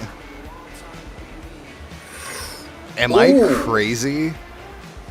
I don't know why. I'm remembering that being a thing. And it's just like, oh, why is that a sounds thing? like a throwback episode of Raw or something that Eugene, like it's something they would do 100%. Like, you're not wrong on that thought. I Right. don't know. I guess I can look it up. I was like, you might have to cage match that one. All right, what's the theme? What's the theme, pal?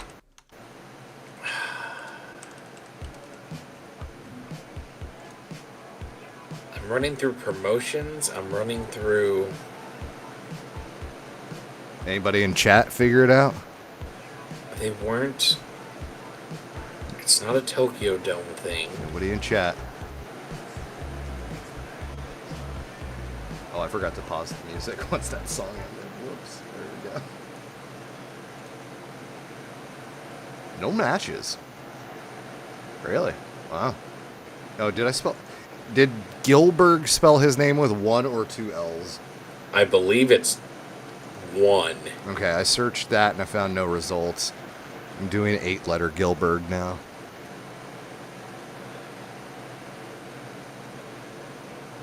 I have no idea what this theme could be. You should.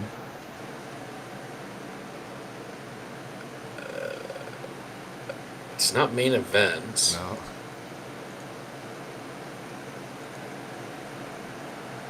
They've all been champions in different promotions. I mean, sure.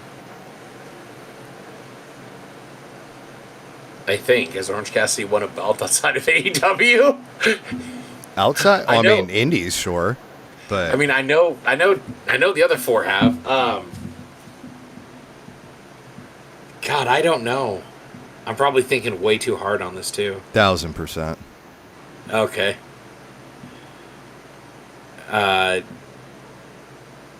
Is Cassidy Canadian? They're not American? No, he's from New Jersey. Oh, okay. Well, shit. Well, that doesn't work. Goldberg's from Atlanta, so that didn't work at all. I have no idea. I got nothing. Wow. Orange, white, black, green, gold. They all have colors Oh, in their Jesus names. Christ. Yeah, I was thinking way too hard on Way that. too Holy hard. crap. It was right there in front of your face. Golly. I know. It did the same thing to me.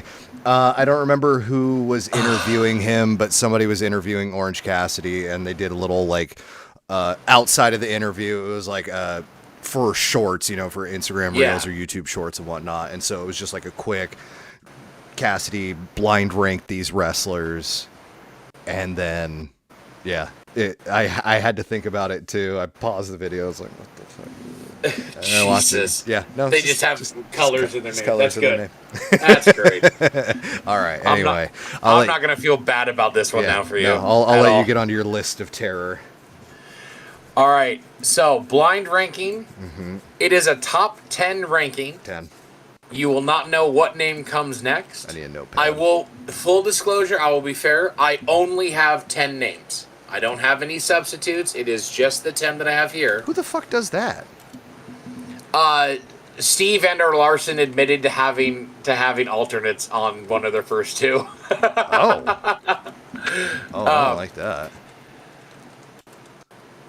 I'm going to have you blind rank the best WWF or WWE Intercontinental Champion. Oh, joyous. Okay. I'm probably on some list. God damn it. The list of terror.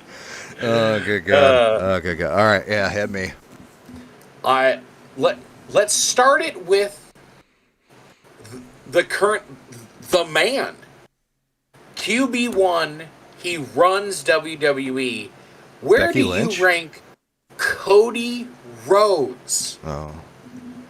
Just as an Intercontinental Champion or as the whole package? We're talking Intercontinental Champions. I think. You do with it what you want, but it's Intercontinental Champions. Where do you rank Cody? I think his IC run was kind of doo-doo. It's known for one thing, and it has nothing to do with the match. Yeah, it's like him and the undashing gimmick. So he's got like the thing on his face. It starts with that, yes. And then he becomes Stardust during that, doesn't he? No. No. So, after the undashing thing, yes, he's feuding with Ray. Yeah. He finally gets the IC title, and he brings back the classic one with the white stripe. Oh, right. Duh. And he also wins the title in a tables match by drop kicking the Big Show's 1 foot through the table. So it's like, Oh, I remember seeing Yeah. that. Yeah. Okay. he might be a smack dab then. Because that white title strap, actually, it did look so good. And the ladies' version of it looks so fucking good that I think I give him 5. Yeah, I'll give him 5. Cody at 5. All right. No, 6. I'm giving him 6. 6. Okay. All right. Then let's go ahead and let's give you the current reigning and defending Intercontinental Champion, the greatest of the Mysterios. Oh, yeah. Dirty Dominic Mysterio. I'm about to have a text message from Stacy because I just complimented Dominic Mysterio. I guarantee my phone's about to go off because she hates him. She's going to be blowing up your phone to frantically and desperately get my number so she can be fucking lighting my ass aflame. Dom's going number 2. Oh, man. Dom's going number 2, baby. Wow, the respect to Dominic is disheartening.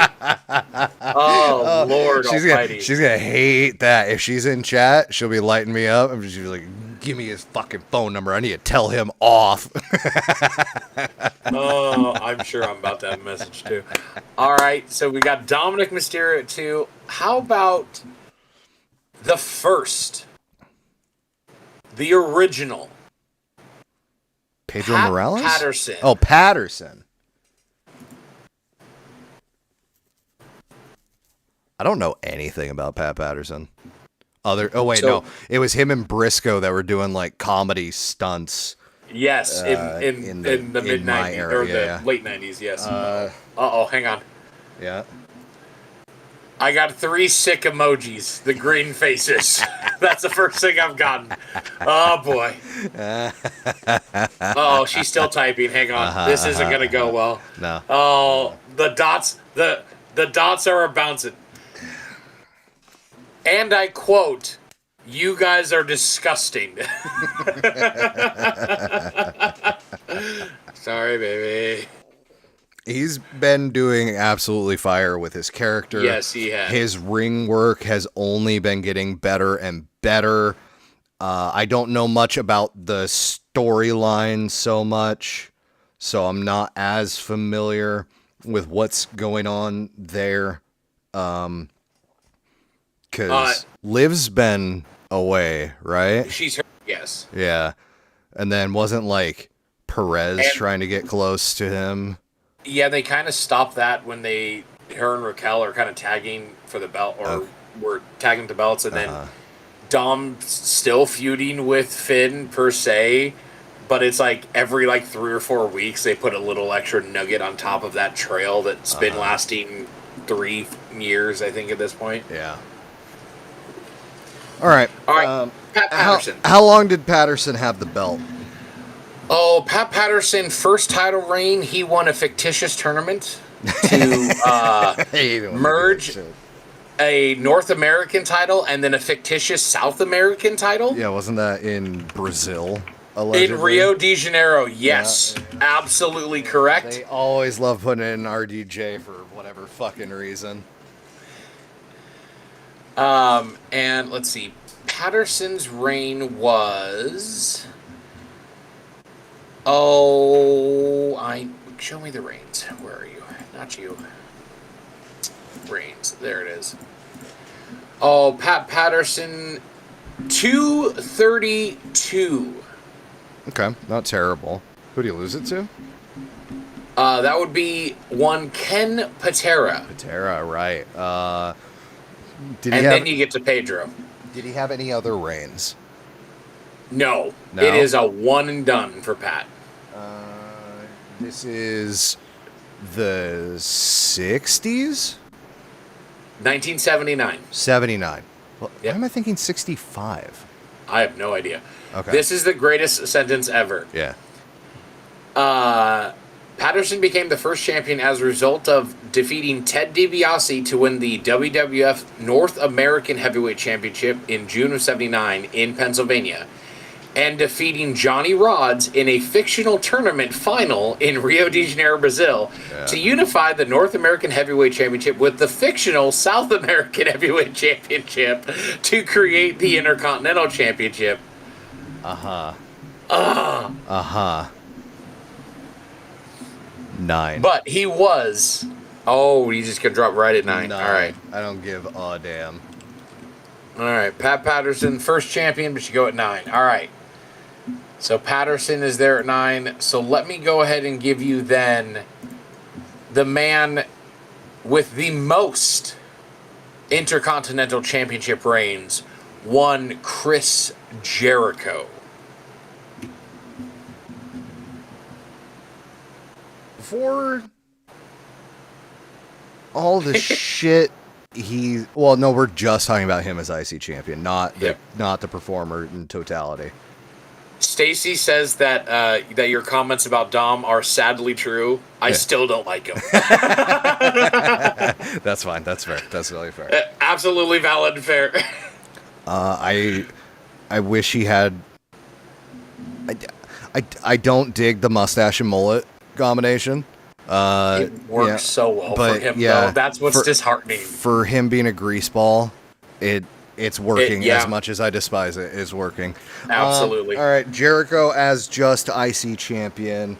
This is spanning everywhere from early 2000s to just short of AEW founding. So, I mean, you get Y2J, you get the Ayatollah of Rock and Rolla, all the way up to You Just Made the List and everything in between. I think Jericho gets 3. First title win in December of 1999. 99.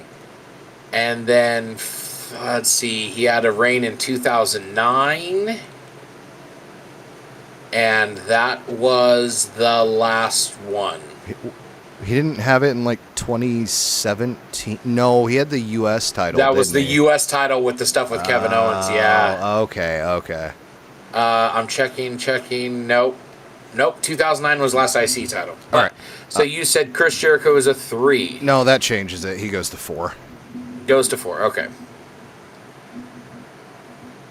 All right. Chris Jericho at 4.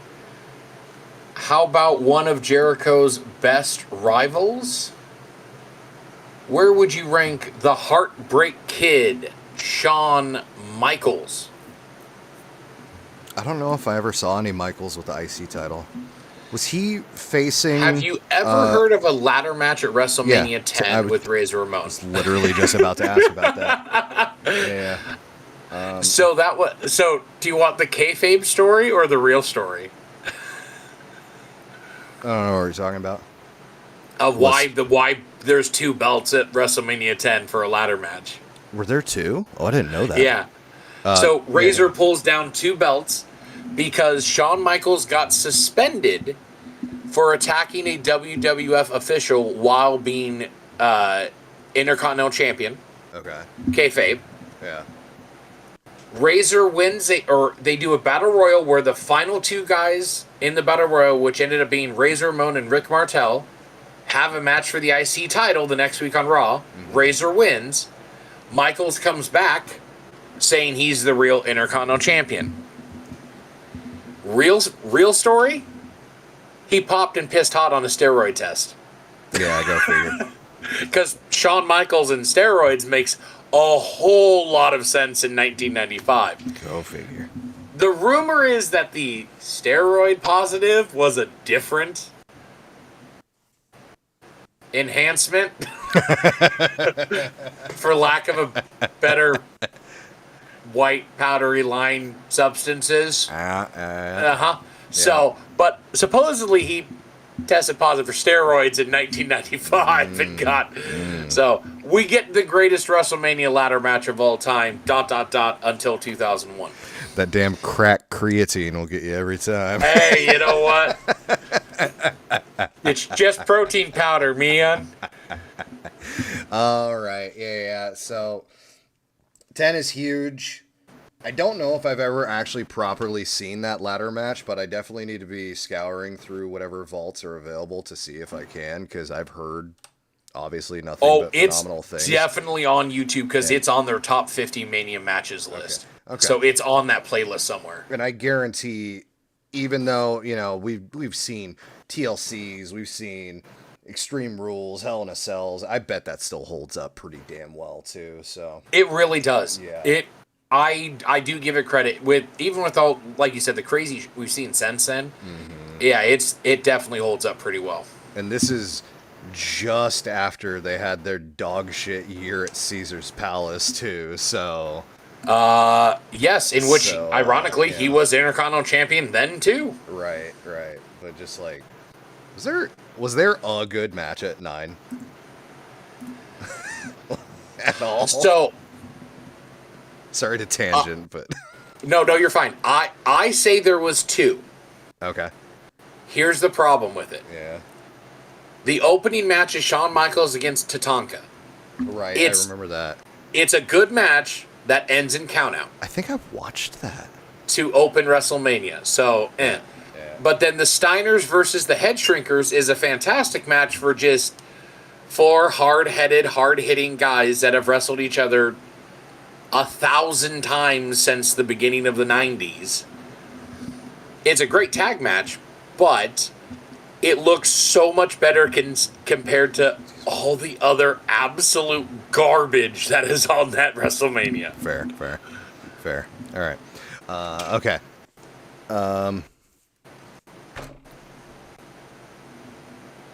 Should I give him 3? I don't know. What do you think? How many do I have? 1, 2, 3, 4, 5, 6. He's after him 5. Do I think you've given me number 1 already? No, I'm gonna hope not. I'm gonna hope you held number 1 for like the last couple. Shawn Michaels number 3.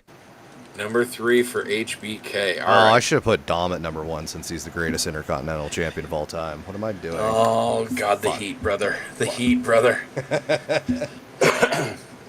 You're gonna work yourself into a shoot. Much love, HH. Let's go with... He's here to show the world. He's here to show off. Dolph Ziggler. I like Dolph. And I wasn't watching during the era, so I wasn't subject to all the shit that they were doing that made so many people weary of Dolph Ziggler. That's fair. And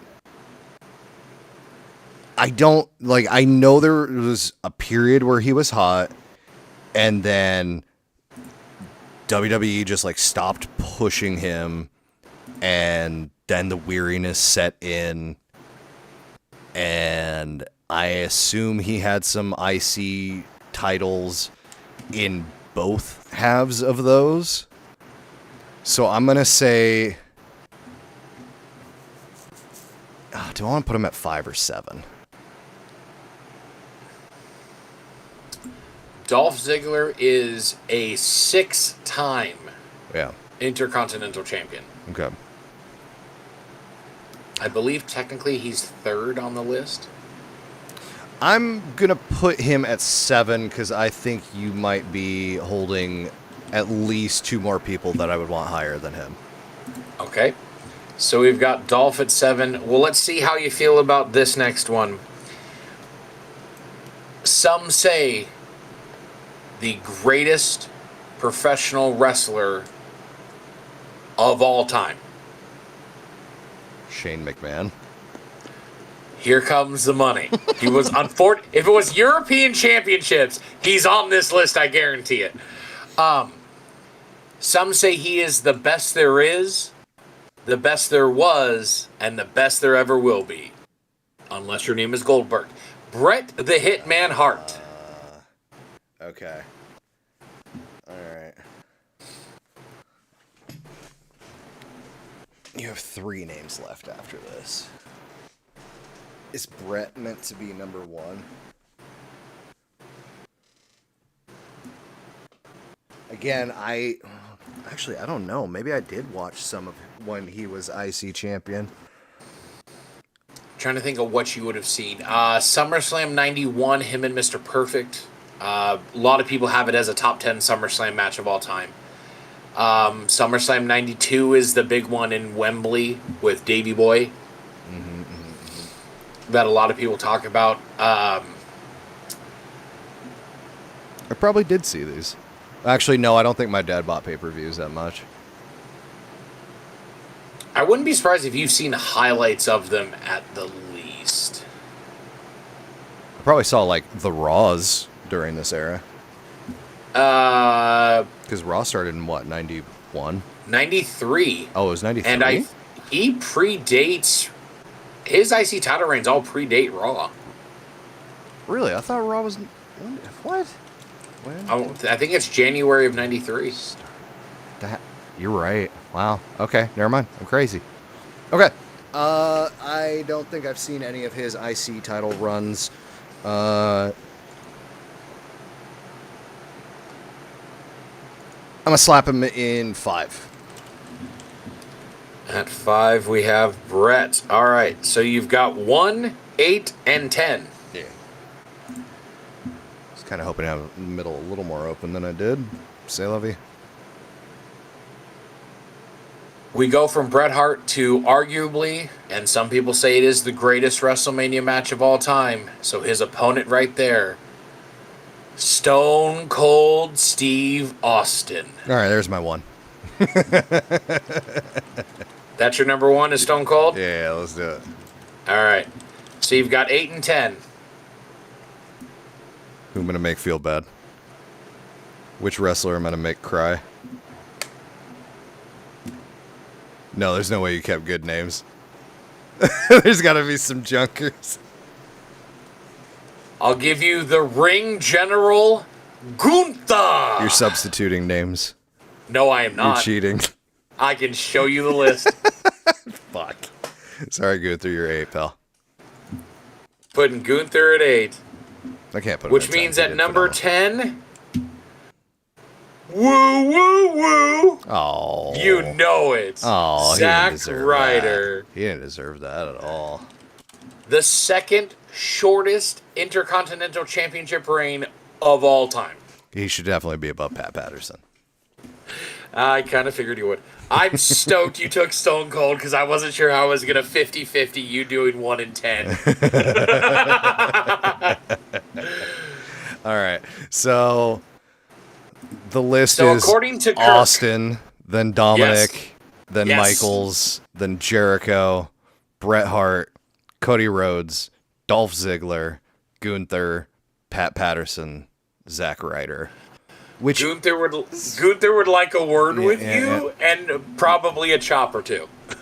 Gunther could... Honestly, Gunther could have been number 2. Yeah. Dom could sit at 3. I might swap Jericho and Michaels, actually. Oh, I mean, I can't, but, like, you know, theoretically, Yeah. I might swap Jericho and Michaels. I would want... Yeah, I think Patterson, Ziggler, Rhodes might be bottom 3 in a perfect world. Zack in Ryder terms- had the belt less than 24 hours. Yeah, but he got it at WrestleMania. He did in a ladder match, and then lost it to the Miz the next night. The only person, and if I knew for a fact that you were aware of this person, they would have made my list. Mm-hmm. Was Dean Douglas, but I wasn't sure if you were aware of who or what that situation was. Didn't he have a nickname like Sugar or something? No, it is the franchise Shane Douglas. Oh, okay. Yes. No. But in WWE, because he was a former school teacher, he was Dean Douglas. Oh, that's right. I vaguely recall that Dean gimmick. He had like a paddle Yeah. and shit. It was fucking terrible. Yeah. But there is a pay-per-view. It's an In Your House, and I'm drawing a blank as to which one specifically. But the reason why he's the shortest IC champ of all time, he's scheduled to have a match with Shawn Michaels for the title. Shawn is defending. Shawn got beat up by a bunch of Marines at a bar, supposedly. and wouldn't get cleared. So he's forced to relinquish the belt to Dean Douglas, who is the IC champion, and less than an hour later loses the belt to Razor Ramon. Let's see. Do they have it in his bio? I was gonna see if I could find the show. It's in your house. It's not showing up on his bio on WWE. 1995. Oh yeah, he was in ECW. Yeah, you're right. We're right. Yeah. So this is between ECW or between WCW and then when he went to ECW. I watched somebody's the entire history of ECW video on YouTube. I remember his name came up tremendously, especially in the beginning-ish, if I remember correctly. Oh, okay, here it is. Yeah. In Your House 4. Okay. So this was October 22nd, 1995. Okay. Oh my God. He's set to wrestle Shawn Michaels for the IC title. Michaels forfeit due to injuries, being attacked and beaten by a U.S. Marine in New York. He, however, immediately had to defend the title against Razor Ramon. Ramon would win, ending his reign in only 20 minutes. 20 minutes? 20 minutes. It is like really less than an hour. back-to-back matches? Basically, yeah. Oh my God. Michaels has to forfeit the title, and then Ramon beats him. Brother. So, basically how it worked is Shawn Michaels' segment saying he has to relinquish the belt. They named Douglas the champion, who then defends the title and loses it in an 11-minute and 1-second match to Razor Ramon. Wow. Insanity. If you had said Shane Douglas, I would have eventually remembered, like, oh yeah, ECW, but I completely forgot until I saw photos like, oh yeah, he was in WWE for a cup of coffee. Twice, actually. Yeah. Which is really... so, a lot of people either don't know or don't remember. He actually was in WWF in the early 90s. He's in the 1991 Royal Rumble. Okay, yeah. It just... Random as hell, he's in the 91 Rumble. He's in there for 20 minutes, 25 minutes maybe? Not bad. I mean, he has a decent showing, but then he leaves and goes to WCW. And yeah, it doesn't go well. Because it's... So he was in WCW Jim Crockett Promotions from like 86 or 87 to 90, goes to WWE for like a year and a half, goes back to WCW for like a year, and then goes to ECW. He was Andrade before Andrade. Oh no, because it gets better. He's in ECW for 2 years, goes back to WWE for a year, goes back to ECW for in like 90 at the end of 95, 96 to about 1999, then goes to WCW again, and is there until they're purchased and they're gone. Oh, really? Yes, he is with WCW. So he tells a story, and it's been backed up by a couple different people. You remember the Radicals when they jumped to WWF? Yep. Douglas was supposed to go with them. Oh, really? It was supposed to be Shane Douglas, Guerrero, Benoit, Malenko, Saturn, and Conan was involved in some of the conversations too. But then WWE, depending on who you talk to, in a dastardly move or in a we don't want Shane Douglas back because he's badmouthed us too much move, stopped talking to Shane as a part of everyone and ended up getting the other four together and had them make the jump. Okay. So left Shane Douglas holding the bag after he was telling WCW all this other terrible stuff like he's leaving and taking all these people with him, and he didn't. Let me ask you a question. This might be a very short question. You might just instantly have an answer, but I'm curious. So we had, back then, an era of, people jumping ship from one Yes. brand to another, and we have that again today with AEW. In terms of Yep. that era then versus this era now, do you think more people are benefiting jumping ship to build their own personal brand then or now? So now, with an extreme caveat of look how people consume wrestling today versus 1995 to 1999. Okay. In the era of today where something big happens and breaks the internet, you can't get on social media without seeing it. You can't get on YouTube without it being plugged into your algorithm and it's getting millions of views, that night and then the next week, and then add in more millions of Twitter or YouTube or TikTok or insert social media. It's viewed by more people. When back then, it was probably viewed by more people at that moment, because you look at the ratings back then, they're talking 3, 4, 5, 6, 7 million people on a Monday night watching Lex Luger show up on the first Nitro, which was 3 million-ish people were watching it. You look at when Hall and Nash showed up. It's more impactful in that moment, but more people see it now because of technology. Yeah. I think more people make money now when they jump, so it's probably better for them. People jump to make more money with WCW because it was very much, and it's been told hundreds of thousands of times, it was an ATM. I mean, Bret Hart left and was making $3 million a year. Uh-huh.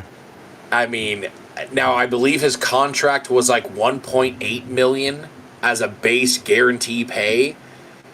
But what people don't know is that there were 3 or 4 people that had favored nations clauses in their contracts. Mm-hmm. So if anyone else came in and signed for a higher base rate, those people got bumped up to match it. Right.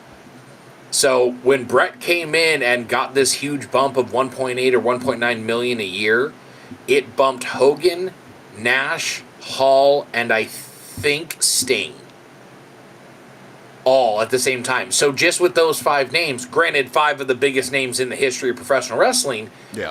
but you're looking at $11-12 million a year of payroll. Yeah. And unfortunately, at that time frame, Scott Hall, not in the best of eras of his life, battling the demons, as they say. Yeah. Hogan, politicking a-hole. Brett's only got a decent WCW run for a year before the tragedy of Owen, and then he gets kicked in the head by Goldberg a few months later, and then his career in wrestling is essentially over. Yeah. And he's still on the books because it's guaranteed money. I have a follow-up question for you, though. Hit me. You're thinking of how it's benefited people the most, but there's also the other side of the coin. Jeff Sheridan, Andrade. The people that have left and it either hurt them or did nothing for them, so like that was part of the question in terms of, Yeah. in general, are more people benefiting now versus then? I would say they're benefiting from exposure overall because of social media and the ease of seeing the jump. The ease of Andrade showing up and how many millions of views it took when he showed up and attacked Omega.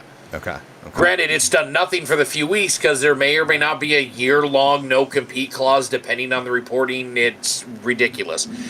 But Oh yeah, I heard something recently that it was more about a work visa and it being attached to WWE specifically or something. there's that report. There's a report that because they fired him for cause, he has a 1-year non-compete clause, and he broke that by showing up on Dynamite, but he didn't compete. He didn't have a match. So it's awful. Well, that's not what they mean by non-compete. 100% it's Yeah. not, but that's how it gets challenged in court, and that's how Alberto and CM Punk both have beat them in court and forced them to settle. Oh. That was part of the non-compete thing. Alberto sued him over it and was winning, so they settled it. I'm surprised the courts didn't realize that non-compete means not working for the competition. That's insane that held up or passed in a court. That's because the argument is if Alberto does an indie event that's not on TV, how is it competing with WWE? They're not in the same market. He's not competing, in Pittsburgh instead of Philadelphia. Like, it's not Portland and Salem. He's competing in Mexico City while they're in fucking Fairbanks, Alaska, or whatever this situation was. But yeah, no, it's been challenged before, and they've lost and had to settle. That's why CM Punk got a shit ton of money from them. Wow. When they fired him on his wedding day. Wow. All right. But I think there is something to be said about the people that have jumped once, maybe twice. I think after you get over a second time, then it becomes a lot more questionable. Look at someone like Brian Pillman Jr. and this Lexus King gimmick. Mm-hmm. AEW gave him a start. He's jumped, and now he's doing something different. If he were to go back, it would be a big question mark of, are they going to do something with him? Are they going to just pay him to sit at home and they don't want the gimmick or whatever? Mm-hmm. Andrade has jumped like Jeff Jarrett did in the 90s. He's essentially the Jeff Jarrett of this generation currently. Look at Cody. I don't fault him for that, though, because... I don't either. Of course, look at how many... him, Black, Miro, all jumping back because they heard Hunter's in charge, and... Oh, maybe that means things will be better. And, for some of them, it's seemingly working, but it's not going to work for everybody, so it makes sense. And is it Hunter being in charge? Is it just the fact that the old man is gone? Is it the fact that they got paid a shit ton of money to go to AEW? Make your money, like, as it should be. These guys are getting paid, and gals, to be fair. I think Toni Storm's probably the highest paid AEW female talent, with the exception of Mercedes. Because of what Toni Storm got paid to come over and has then since done with reinventing repeatedly herself. Mm-hmm. And she's got one of the greatest feuds in AEW history with Mariah May. Mm-hmm. Mm-hmm. It's not even just the best female feud. It's one of the best feuds in the history of the company. You can put it up there with Hangman and Swerve. You can put it up there with Omega and Hangman, Mox and the fans. I'm Mox and anyone. Mox and the fans. You put the world title in a briefcase, we get a little annoyed. Baker Rosa. It was a good feud, but... Oh, come on. That St. Patrick's Day match was insane. No, it very much was. I wouldn't put it in a top 10, personally. I would put the Willow and Statlander feud over that one. But I'm also a giant Willow and Statlander mark. I openly admit that. Mm-hmm. You look at the people jumping now. I think there is... I think the biggest difference is when you jump and the success you have is greater than it ever was in the 90s. Because so many people jumped and they did dick all on the other side, on both sides. And they jumped multiple times or whatever the case is.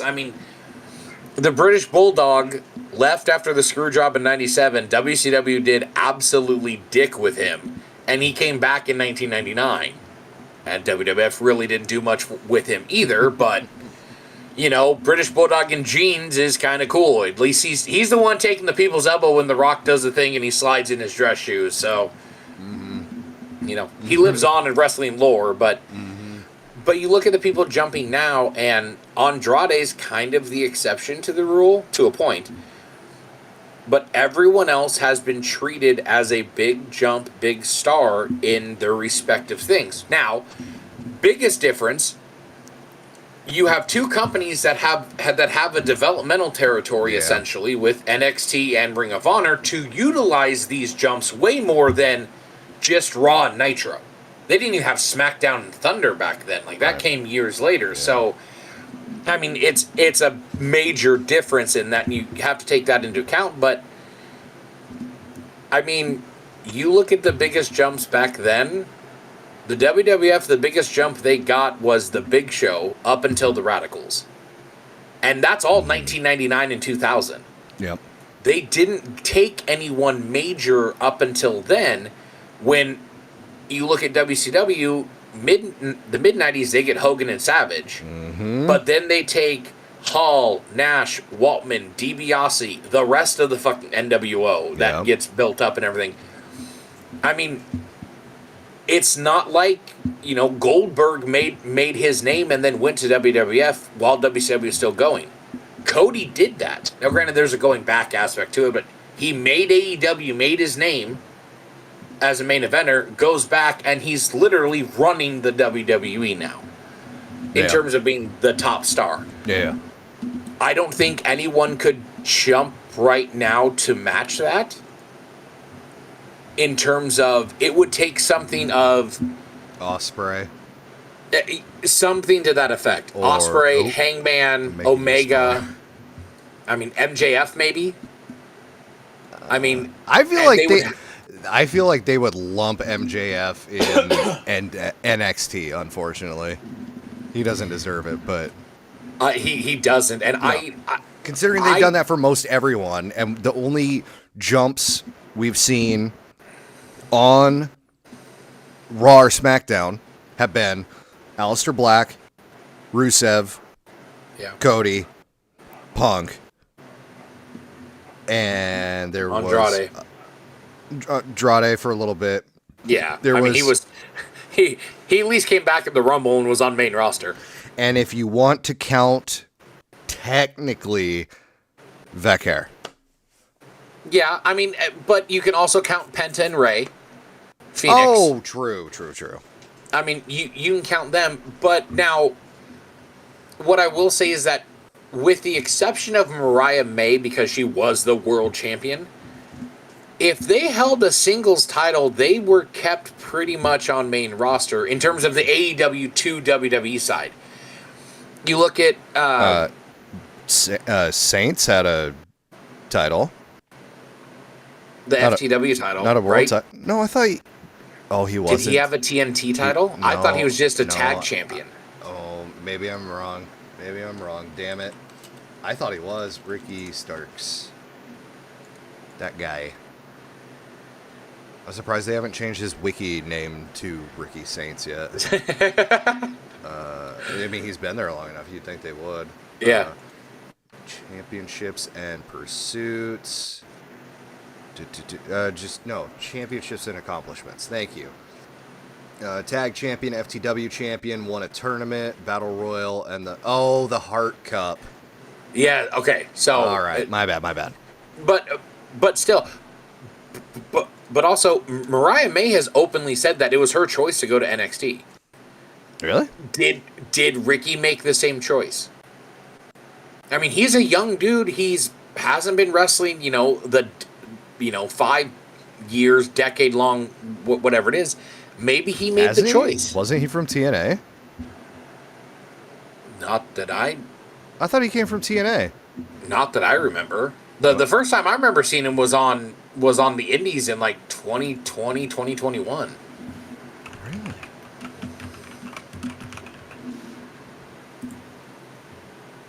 He wrestled for NWA. And then it was debut AEW. Debut in 2012. Wow. In early career, and so the National Wrestling Alliance, like I remember that, 2018, 2020. Wow. So yeah, I mean, but still, comparatively speaking to everyone else, maybe he wanted it. If not, I think it's a shame. He should be on main roster. He's talented. I think the same thing with Ethan Page. But again, Ethan Page wasn't a singles champion in AEW. Now, he did crush and do a lot in TNA.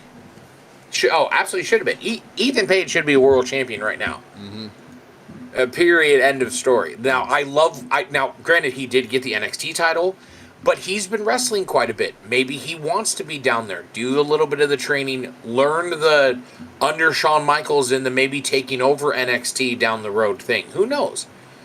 I mean, because he has had his own promotion before. I think he still owns Alpha One. I think. I might be incorrect on that. I want to say it's Alpha One. Yep. So, I mean, you know, long story short, I think nowadays it's better because you have the options. I mean, if Preston Vance and Griff Garrison leave AEW, they're going to NXT. Yeah. I mean, it's hands down. If Trick Williams leaves NXT, he's not going to Ring of Honor. He'll be on Dynamite or Collision. Now, whether or not he's in a main event-esque feud or anything early, that depends on the booking. And Tony tends to build people up really, really well. As much as Tony Khan's booking gets shit on a lot. Justifiably so at times. But, you know, it's... Wrestling is the best it's ever been and the worst it's ever been, and that is social media. Just end all be all. So I mean, it's unfortunately it's still corporations or a corporate person that owns everything that has to get paid by TV people and everything else. So oh my God! Finally, sorry. What's that? Wikipedia has a dark mode finally. Oh yeah. Oh, I did not see that before. I see that it's in beta, and oh, my eyes. Isn't it great? It's so good. So one of the best things I was just introduced to in World of Warcraft a couple weeks ago, in this raid that we're running right now, or that we just finished the race, but I'm still going to keep doing it every week, there's a section that's just desert. White sand desert. During midday, like literally just firing laser beams into your eyes, basically. It's so fucking bright. A couple weeks ago, one of my guys introduced me to this potion that you can buy. It's incredibly cheap. It's basically the game's version of pennies. And it makes everything dark. It just basically shifts it so it makes it look like it's midnight. And it changed the game for me. Just, I cannot stand looking at white hot imagery constantly like that. So, thank God Wikipedia. It was about time. God bless you. Every fucking website should have a dark mode available. It's insanity. 100% agree. All right, sorry. That's my soapbox over.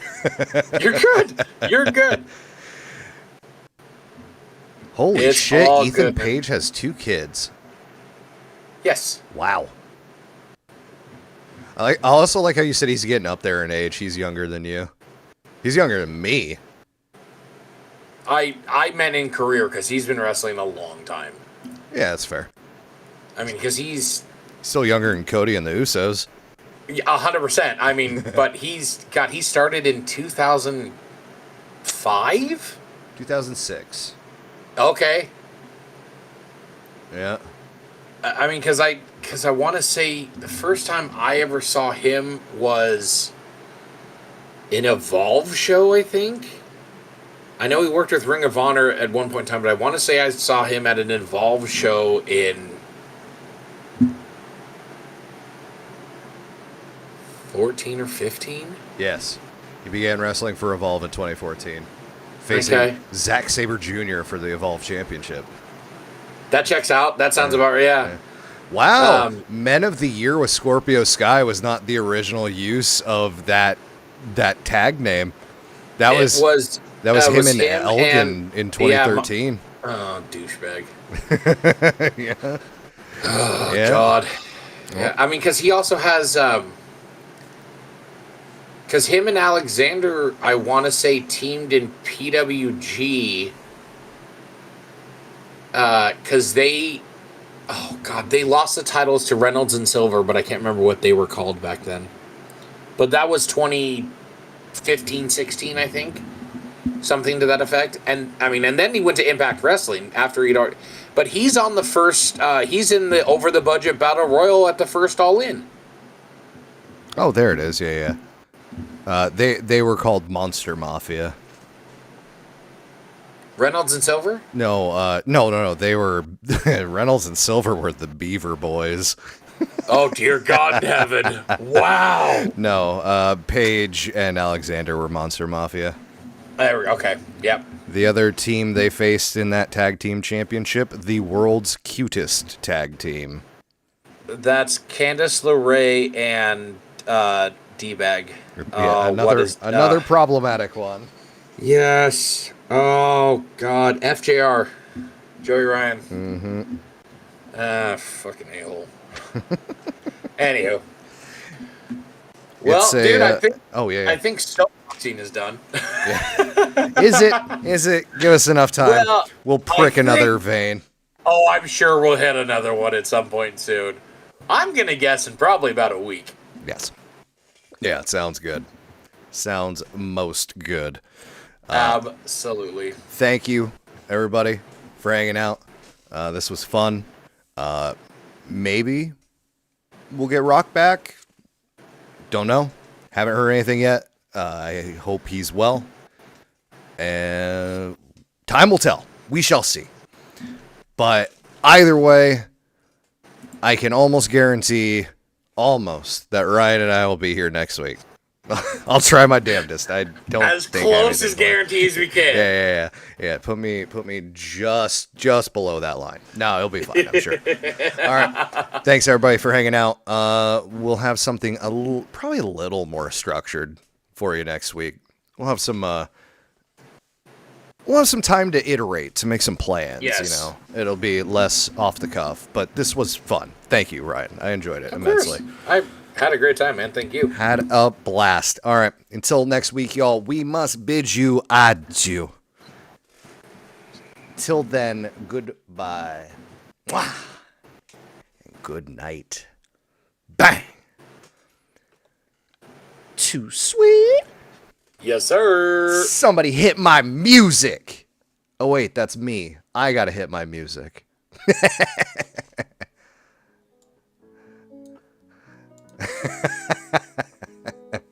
Good night, everybody. We'll see you next week. Or hopefully, I'll see you tomorrow for some raid action. But yeah. Wrestling next Monday. Hell yeah. Night, everybody.